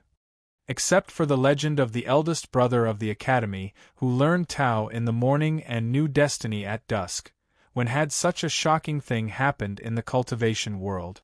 Who was that person? Chen Pippi looked at the figure in the smoke, and trembled even more violently. The water in the bowl spilled out, and his clothes that had just been dried became wet again. He knew who she was and why she sang.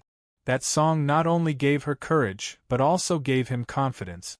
She sang to tell him, "I'm here, hold on a little longer." In the crowd, Ning Ke looked down at the soil under his feet and said nothing. In the sacred sedan, Yi Hongyu thought for a moment and reached out her right hand to hold the natal Taoist sword beside her. The smoke and dust gradually settled and a petite figure appeared. She had long, jet-black hair, which was braided into a long braid, swaying gently behind her. She wore clothes made of animal skin, which had been cut by countless swords and the edges were torn. There were many wounds on her body and blood kept dripping to the ground. Her name was Tang Xiaotang. She came from Chang, thousands of miles away, and was covered in dust. She was battered and exhausted but looked majestic. She looked at the hierarch of West Hill in the giant sedan and asked, "Who dares to say that there is no one in the academy?" She looked at the South Sea girl in front of the altar and asked, "Who dares to steal my man?" 3 chapters completed. I'm exhausted. Please vote monthly. During the double period, whoever dares to steal my monthly vote, I'll kill him. Well, I'd better write a single chapter, or I'll look down on my courage. To be continued. If you like this work, please come to Chidian. Come and vote for me. Your support is my greatest motivation. Chapter 883. Chen Pippi used all his strength to stop his trembling right hand from spilling all the water in the bowl. He looked at the dusty Tang Xiaotang and said, "You are here." It was not a question but a statement, because there was no need for confirmation. He heard her beautiful voice and saw her figure. Although he did not want her to come, she had come. Yes. Tang Xiaotang looked at Chen Pippi on the altar through the crowd on the front yard and said, "Then will you come with me?" Chen Pippi thought about it seriously and said, "If you can take me with you, of course I will." Tang Xiaotang agreed and walked to the white stone altar. As she walked forward, blood dripped from her body. The crowd gradually separated. No one dared to stop her, neither the divine priest of West Hill nor the black-robed deacon. She walked to the altar. Chen Pippi handed her the bowl of water and said, "Are you thirsty? Drink some water first." There was still half a bowl of water left in the bowl. Tang Xiaotang took it and drank it as if she was drinking hard liquor. Xiaoyu, the girl from the South Sea, also stood in front of the altar.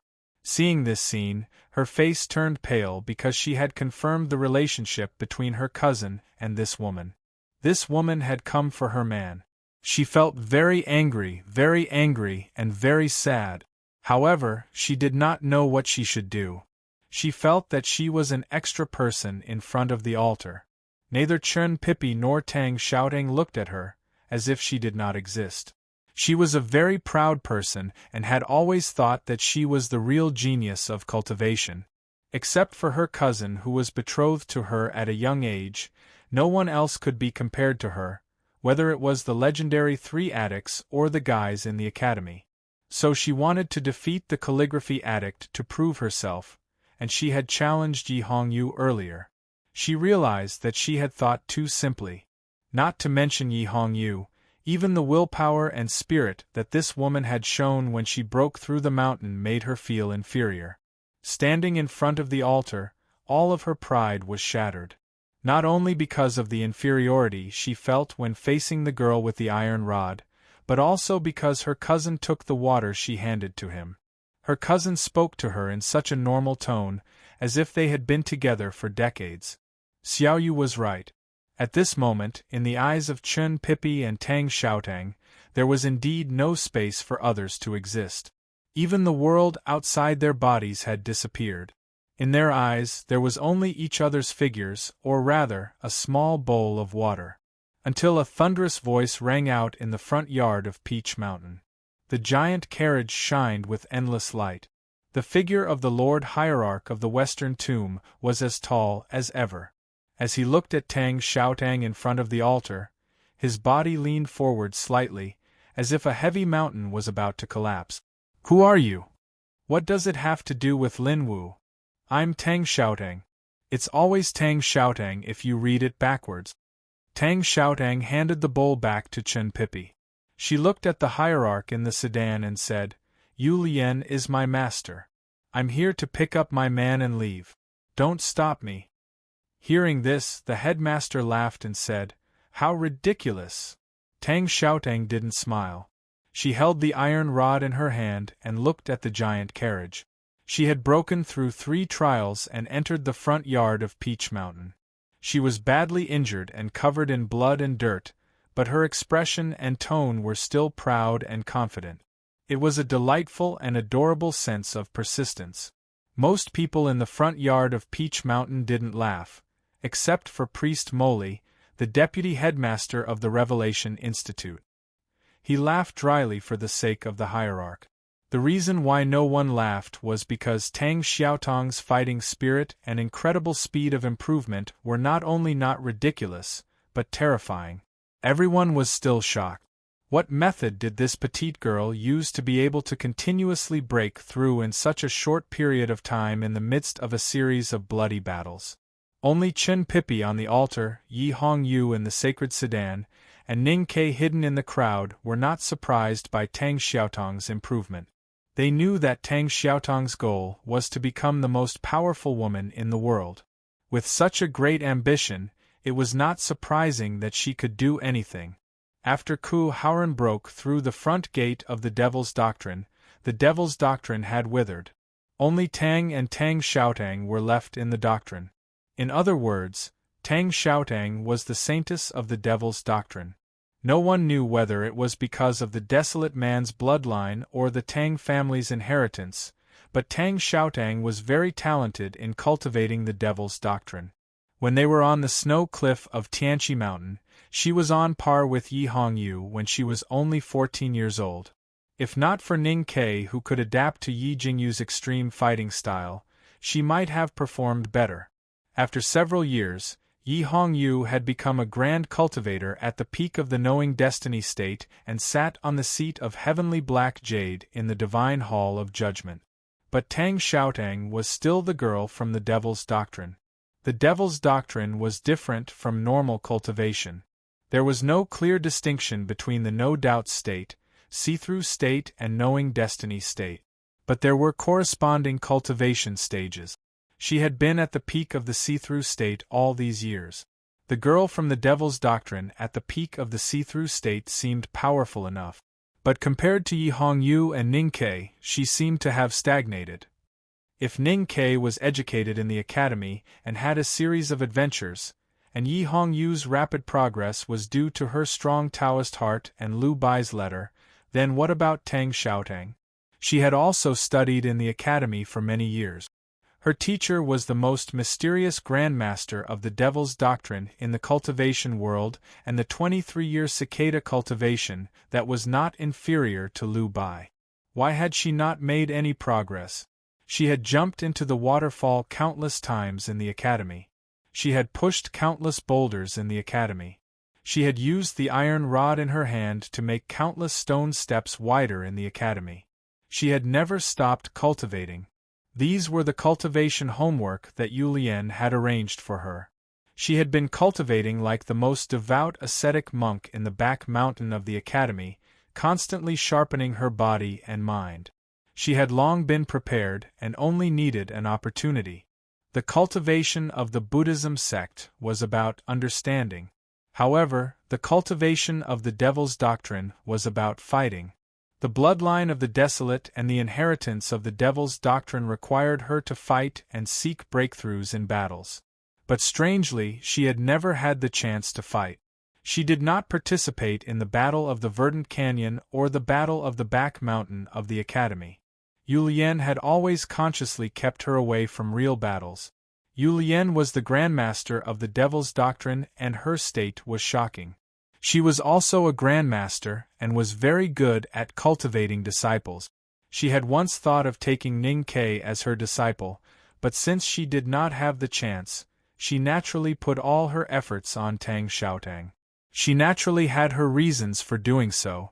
Yi Hongyu could have broken through to the knowing destiny state, but she had always suppressed her state at the see-through state with her extremely strong willpower.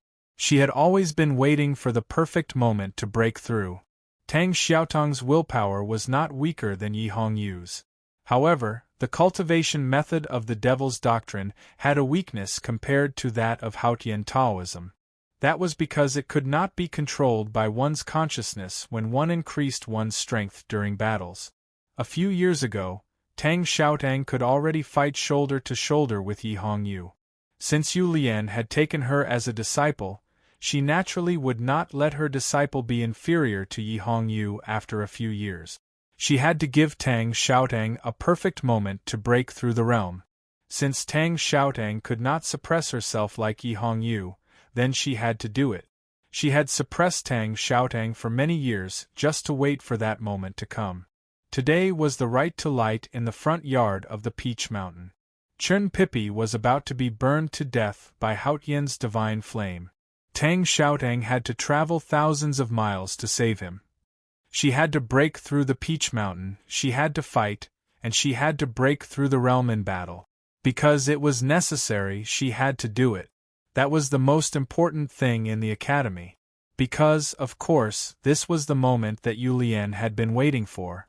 That was why Tang Xiaotang naturally broke through. The divine halls of West Hill had held the right to light in anticipation of the academy.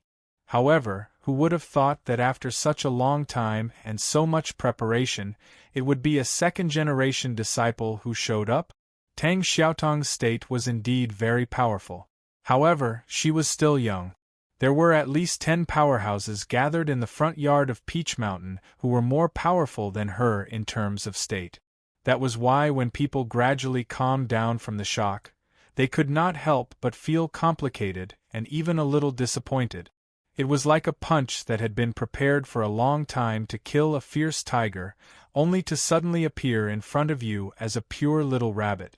It was like the son of a minister who had died of injustice, spending decades to set up an extremely complicated and horrifying conspiracy to kill the emperor on the throne. However, on the night of the conspiracy, he suddenly found out that the emperor had died of illness, and the one sitting on the throne was only a little boy less than 7 years old. The most disappointed person was, of course, the hierarch lord of West Hill. He had looked at the mountains and said with a lonely expression that the academy was empty. That was the expression of his emotions. You are just a second-generation disciple of the Academy. How dare you say that you will take someone away from Peach Mountain? The Hierarch Lord sighed and said, I was waiting for Lin Wu, but he was too timid to keep the appointment. He only dared to send you to your death. The Academy is indeed empty. Tang Xiaotang looked at him and said, Last year at the back of the mountain of the Academy, my teacher blinded your eyes, cut off your hands, and destroyed your snow mountain and ocean of qi. If it weren't for the fact that he spared your life, you would have been dead. You are just a loser. How dare you challenge the headmaster again? You have to defeat me, your disciple, first. Her words caused an uproar in the crowd. Even though it was not a secret that the Hierarch Lord of Westhill was injured at the back of the mountain of the Academy, no one dared to say it in front of the Hierarch. Just when everyone thought that the Hierarch Lord would take action personally, General Buell of the Golden Tribe Royal Court walked out from the crowd. He looked at Tang Xiaotang and asked, The Desolate? Tang Xiaotang looked at him and said, Yes, the barbarians? General Buell said, Yes, I am from the grassland. Tang Xiaotang said, Not the grassland. It is called the wilderness. General Buell said, It was called the wilderness when the Desolate existed. That is why it is called the grassland now. Tang Xiaotang raised her eyebrows and said, Since you want to fight first, then let's fight. Today, Kavinka felt like he wanted to die. It was incomparably ecstatic. Perhaps it was because he wrote too much yesterday, so karma has come. I wrote this chapter for a few hours, and my eyes are unbearably blurry. The next chapter will be slower. I will try to finish it before 3:30. Thank you all for your monthly votes. I will do my best. To be continued. If you like this work, please come to Qidian.com to vote for me. Your support is my biggest motivation. Chapter 884. People on the front yard of Peach Mountain listened to the simple conversation, but they could not understand it. Tang Xiaotang finally said, If you want to fight, then let's fight. When did Lieb invite you to fight? This was because they had never lived in the wilderness, so they did not know the habits of the people living there, nor were they used to the thousands of years of history of the wilderness. The wilderness was called the wilderness because the vast grassland in the north of the continent used to belong to the Desolate Man. 1,000 years ago, the Desolate Man Empire was the most powerful empire in the world. The grassland barbarians who ruled the wilderness today were all slaves of the Desolate Man, living a life worse than pigs and dogs. After the Desolate Man was defeated by the Tang, they were forced to move to the north. The former barbarian slaves and the people who moved back from the far west joined hands to establish the 3 royal courts, and finally became the masters. Because of the cruel memories of that bloody history, the barbarians' attitude towards the Desolate Man was predictable. The Desolate Man did not like the barbarian slaves who dared to inherit the territory of the empire. It could be said that they were enemies. However, after the Desolate Man moved to the Arctic snow region, the two sides had little contact, and the hatred was gradually forgotten. As the everlasting night approached, the Desolate Man moved to the south, and a series of bloody battles broke out with the left king's palace in the east wilderness. The hatred between the two tribes that had been separated for 1,000 years finally woke up. The hatred between the two sides could no longer be resolved. The conversation between General Lieb and Tang Xiaotang about the name of the grassland and the wilderness was, in fact, a declaration of their positions. You are the Desolate Man, I am the barbarian, so this battle is inevitable. There are many powerful people around the altar, but no one attacked you. It is not because they do not want to bully you. Everyone knows that the Academy has a higher status. Even though you are a second-generation disciple, you are not their junior. It is because they dare not attack you, because they are afraid of your identity in the Academy. Lieb looked at Tang Xiaotang and said, The hatred between the Golden Tribe Royal Court and the Tang Empire and the Academy is like the hatred between the Desolate Man and the Golden Tribe Royal Court. It is already irreconcilable. I do not care about your identity in the Academy. I admire your singing and your battle, so I will definitely kill you. Tang Xiaotang now knew from Chun Pippi that this man was the most powerful martial artist in the Golden Tribe royal court. But there was no fear on her innocent face, only calmness. Unlike Lieb, she did not say such a long speech before the battle.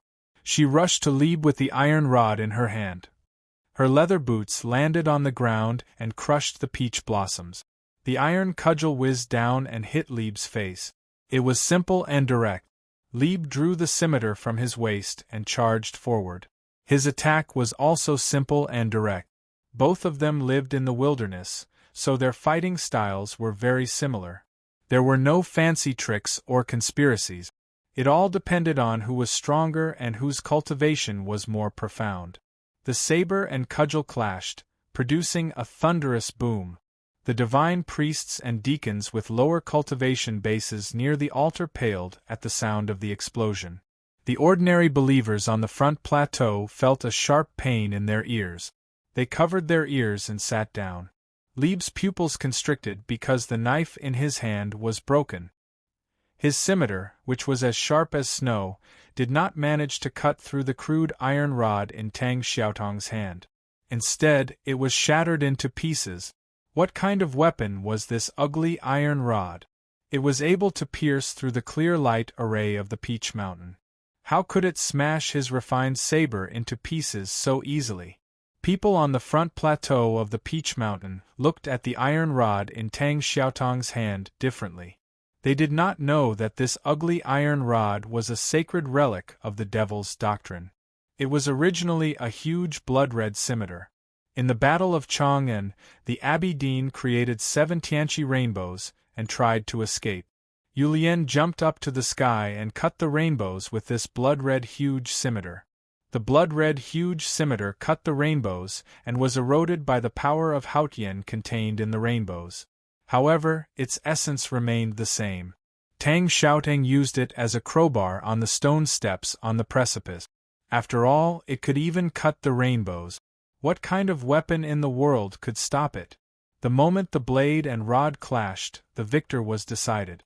But the victor hadn't yet been decided when Lieb's expression changed abruptly. He let out a shrill cry as origin power from the grassland's sacrificial offerings gushed out of his body.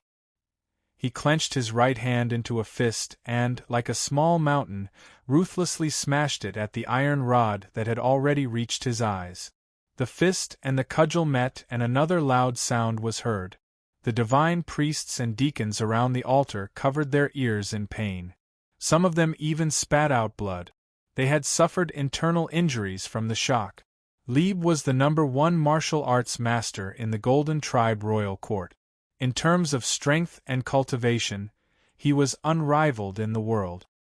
He once fought with General Su Qi of the Tang Empire in the northern borderline and was on par with him. Unless Xiahou came back to life and the Tang Empire came here, it would be hard to find someone to subdue him. Tang Xiaotang could not do it. The mountain-like fist hit the iron rod. The sacred relic of the Devil's Doctrine was not easily destroyed. It did not deform at all, but the overwhelming power was transferred from the iron rod to Tang Xiaotang. She was knocked back with blood dripping from the corner of her mouth. Her hand holding the iron rod was slightly trembling, but she pressed her lips tightly and did not make a sound. The saber that had accompanied him for so many years was destroyed. Lieb's ferocity was aroused. He punched Tang Xiaotang and did not stop. He shouted and rushed forward with his fists clenched. He was forced to stop after 2 steps, because Tang Xiaotang was here again. She did not adjust her qi circulation or even wipe the blood from the corner of her mouth. She held the iron rod in her hand and rushed forward again. The scattered peach blossoms in front of the altar were all crushed into dust by her leather boot. Tang Xiaotang and Lieb met again. Both of them used short weapons, cudgel and fist. It was as if 2 hills had collided with each other. The front yard of Peach Mountain was once again filled with a deafening roar. The air was shaken violently and the wind whistled. Tang Xiaotang was knocked back again, this time even further. Fresh blood dripped from her body, and it was a tragic sight. However, she let out a clear shout and charged back into the arena once again. Her youthful face was filled with stubbornness and ruthlessness. The iron rod fell again and the mountain-like fists hit again. The powerful forces met again and separated again. Tang Xiaotang did not know how many times she had rushed forward. Although she did not manage to knock Lieb down, she did not stop and did not take a break. Lieb did not move forward again, except at the beginning. Terrifying crashing sounds could be heard all around the altar. Many priests and deacons could no longer hold on and fell to the ground. Dozens of ordinary believers who were closer to the altar directly fainted from the vibrations in the air. All the powerhouses watching the battle were greatly shocked. Tang Xiaotang was obviously not a match for Lieb, but she kept attacking. Her strong fighting will was too terrifying. Ning Ke stood in the crowd and thought of the scene he saw at the gate of Chang'an several years ago. At that time, Tang Xiaotang was cheated of all her money and had to beg all the way to Chang'an. Thinking that she could not embarrass the academy in Chang'an, she decided to be a performer. She lay on the bench and smashed rocks on her chest. Today, when he saw her constantly attacking Lieb, he seemed to see an iron hammer pounding on a thick blue stone. Under the blue stone lay a little girl. Her breasts were not big, so the blue stone could not be flatter. As the iron hammer kept pounding on it, the blue stone would eventually break. Qin Pippi stood on the altar and watched the battle in silence. His thick black eyebrows were knitted together and his thick lips were slightly trembling, but he was forcing a smile. He remembered what Tang Xiaotang had told him. It was when the desolate man moved to the south. In order to protect the old, weak, women and children in the tribe, she and her brother Tang drove away fierce beasts everywhere. Once, they encountered a pack of terrifying snowfield direwolves. She said that she was very scared at that time, but she did not think too much about it. She held the blood-red saber and kept charging at the wolves. She kept charging until she even forgot how many times she had charged at them. He said, "Aren't you afraid?" She said that as long as she started fighting, she would forget her fear. In the front yard of Peach Mountain, the collision between the two cultivators continued. The peach blossoms had long been broken, and even the wind was broken. It seemed that it would never stop. Just when everyone felt that their hearts were about to burst and shatter, the sound of impact suddenly stopped. Everyone looked at the battlefield in astonishment, only to find that the battle had ended at some point in time. The battle had ended, not because Tang Xiaotang had stopped her charge. It was because Lebu took a step back. The proud top martial artist of the Golden Tribe Royal Court retreated into the crowd in silence. Tang Xiaotang was covered in blood. Blood was dripping from the corner of her mouth and her hand that was holding the iron rod. She had broken many bones, but she still stood straight, as if she could charge again at any time. Lebu was not injured, but his face was a little pale. His right hand was slightly trembling, and it seemed that he would not clench his fist again in a short time. The battle ended because he chose to take a step back, which meant that the situation was under his control. Only in this way could he end the battle easily. He still looked powerful. Tang Xiaotang's braid was untied, and she looked very embarrassed. She was no match for Lebu, and she was covered in wounds. But it was Lebu who took a step back first. The battle seemed to be inconclusive, but in fact, it was already over. Lebu was definitely the winner in terms of strength, but he would rather admit defeat. "I admit defeat." Lebu looked at Tang Xiaotang and said, "I've seen people who are not afraid of death, but I've never seen anyone like you. I didn't understand why you were so crazy at first, but when I thought of your background, I understood. So I admit defeat. I want to kill you, but I don't want to risk my life to fight you. I'm not crazy." Tang Xiaotang was a desolate man, a descendant of the Devil's Doctrine, and a disciple of the Academy. That was her background. In many people's eyes, the desolate men on the battlefield were all crazy. The Devil's Doctrine also liked to produce crazy people, and the Academy had the most famous crazy person in the history of cultivation, Crazy Ko. So she was naturally crazy when she fought. Tang Xiaotang calmed down after the battle. She looked at the many powerful cultivators around the altar, and felt her hand holding the iron rod trembling slightly. She suddenly smiled. Then she looked at Chen Pippi and said, "It seems that I can't take you with me. My eyes are blurred again. I really don't understand why. I only have 2 chapters today and 3 tomorrow. If I'm in good condition, I can try to write 4 chapters. I wish everyone a happy holiday. I'm wondering if I should write a single chapter." To be continued. If you like this work, please come to Qidien.com to vote for me. Your support is my biggest motivation. Chapter 885. The real powerhouses on the front yard of the Peach Mountain had not made their move yet. The national master of the Golden Tribe Royal Court and Zhao Nanhai were both unfathomably powerful. Yi Hongyu had already proven her power. Qin Yan, who had been silent and almost forgotten, was a world wayfarer at the same level as her brother and Yi Su. Not to mention the hierarch of the West Hill. General Buell had injured her badly. Tang Xiaotang thought about it and realized that no matter how hard she tried, she would not be able to take her man away. Logically speaking, Chen Pippi, who was waiting to be saved, should be more depressed than her at this time, but he didn't seem to think so. There was a smile on his round face. "Why?" he asked Tang Xiaotang. Tang Xiaotang looked at him and explained seriously, "Because I can't do it anymore." Chen Pippi said, "Of course you can't." Tang Xiaotang said, "We can die together." Chen Pippi said pitifully, "I don't want to die." Tang Xiaotang said, "What's there to be afraid of?"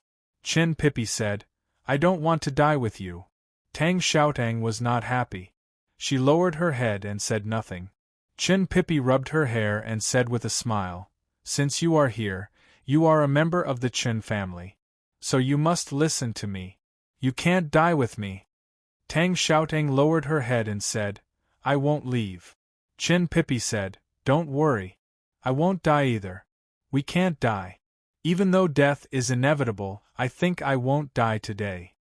Tang Xiaotang raised her head and asked hopefully, "Can you?" "Neither can I. But since the eldest brother agreed to let you come to the Peach Mountain, he can't just watch us die." Chen Pippi smiled and shook his head. He knew that Ning Ke had come to the Peach Mountain and must be at the right to light. The Academy must have arranged something. Tang Xiaotang knew it too, but she did not remember.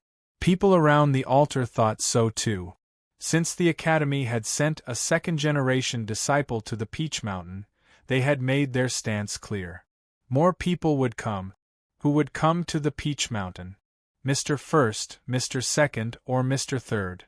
Qin Yan thought of that year in the Lank Temple, when Junemo cut off the stone statue of Buddha with his flying sword in the autumn rain. He fell silent, and so did the others. They were even a little afraid. In front of the Pamir Mountains, Mr. First, Li Man, killed everyone from the Yueluan kingdom, from the monarch to the ordinary soldiers. Master Qi Mei of the Xiankong Temple was seriously injured before he could even fight back. After that, he traveled thousands of miles in the human world with the invincible Abidine for several days before the final battle took place in Chang'an. Mr. Second, Junemo, guarded the verdant canyon and defeated Yi Su. Although his arm had been cut off by the sword sage, Liu Bai, he had seriously injured the most powerful man in the world. Mr. Third, Yu Lian, was the legendary 23-year cicada cultivation. At the back of the mountain of the Academy, she had injured the hierarch Lord badly. Even though the divine halls of West Hill had tried to hide it, the Tang Empire had been spreading the news. Not to mention that in the Battle of Chang'an, she had jumped into the sky and cut off the rainbow, leaving the Abidine in Chang'an. The 3 masters of the back of the mountain of the Academy had shown their shocking power in the battle against the Tang Empire. Even though it was said that they had not fully recovered and the divine halls of West Hill must have made preparations, would their preparations work if they really came to the Peach Mountain today? Could Taoism really win? The eldest brother was not on the Peach Mountain. He was in a small town on the border between the Yen Kingdom and the Song Kingdom. It was autumn, and he had already put on a cotton-padded jacket. The ladle that had been tied around his waist for many years had been broken in front of the Pamir Mountains. Now it was an ordinary wooden stick. Perhaps it was because he did things slowly and spoke slowly that he was called Limanman. He walked very slowly today, even slower than he had walked in the past. He had fought with the Abbey Dean for 7 days in the human world and in the bloody battles in Chang'an. The eldest brother had been badly injured and many of his bones had been broken. Even though he had recovered and no longer had to sit in a wheelchair, he still could not walk very fast. Apart from that, there was another reason why he walked so slowly. He was very nervous, even less nervous than when he was facing the Abbey Dean. It took him a long time to walk into the depths of the small town. He walked to the front of the calligraphy and painting shop and slowly lifted the front of his robe. He slowly crossed the threshold and bowed to the man inside. The man was sitting on a chair in the shop with a flagon in his hand. His face was wrinkled and his hair was white. He looked like he was in his 40s, but he also looked like he had lived for more than 4,000 years. "Greetings, sir," the eldest brother said to the man in the chair. The owner of the calligraphy and painting shop walked out from the back room and looked at Limanman as if he did not know him. He asked, "Would you like to drink tea or wine?" "Tea and wine are both good stuff." The eldest brother said, "I'll drink water." The man in the chair said to the owner, "You go in first. Don't come out unless necessary." The man with the flagon in his hand was the drunkard. The owner was Chao Xiaoshu from Chang'an. They had not known each other for a long time, but they were very familiar with each other. The drunkard did not want him to die, so he let him in. Only the drunkard and the eldest brother were left in the front shop. The drunkard said, "You walk too slowly. It seems that you have not recovered yet." The eldest brother said, "I will recover one day." The drunkard said, "Even if you recover, you won't be as fast as me. Not to mention that you haven't recovered yet." The eldest brother said, "I walk slower. Maybe I walk more steadily." The drunkard said after a moment of silence, "You are right. You walk more steadily than me. I did not expect that there would be someone in the human world who walks more steadily than me. But you are still no match for me." The eldest brother said, "I have only cultivated for a few decades. Of course I am no match for you." The drunkard said, "Then why did you dare to leave Chang'an? Why did you dare to come and see me?" The eldest brother said, "Because the academy has something to do. I would like to ask you to stay in the small town and watch." The drunkard squinted his eyes and his voice became deep and experienced. It started to emit the smell of rusty bronze. "Aren't you afraid that I will kill you?" The eldest brother said slowly, "You won't kill me." The drunkard's voice became colder and colder. He said, "Why not?" The eldest brother said calmly and affirmatively, "Because you are not sure that you can kill me." The drunkard laughed and said sarcastically, "You only have a 10% chance." The eldest brother said with a smile, "Not to mention that I still have a 10% chance. Even if I only have a 100% chance, you won't dare to kill me." The drunkard looked serious and asked, "Why are you so sure?" The eldest brother said, "I don't know how to fight.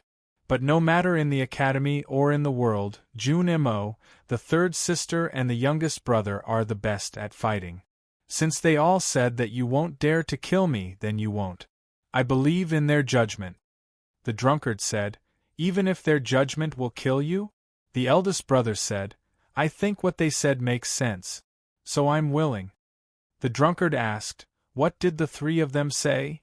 The eldest brother said, "They said that you have lived for too long, so you are too afraid of death."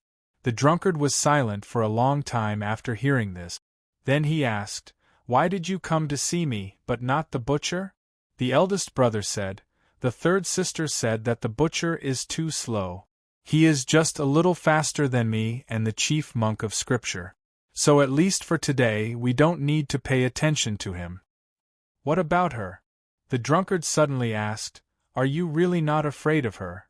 The eldest brother knew who he was talking about. He said with a smile, She used to live in the back of the mountain of the academy for a long time. So we are not afraid of her. We all like her very much. The canyon between the lush green mountains was undergoing continuous renovation. A path that could allow simple carriages to pass through had already been opened up, but most travelers who craved convenience would still choose to walk. Someone walked out of the verdant canyon. The man among them wore a bamboo hat, plain clothes, and held a cane in one hand. He looked like an ascetic monk that Murano had seen by chance. However, the woman by his side held an embroidered cloth in her hand and wore red clothes. She looked extremely charming, like a bride that had just gotten married. Such an incongruous combination was the second brother of the academy, Junemo, who had cut off his black hair and decided to cultivate Buddhism, and his wife, the seventh sister, Muyu.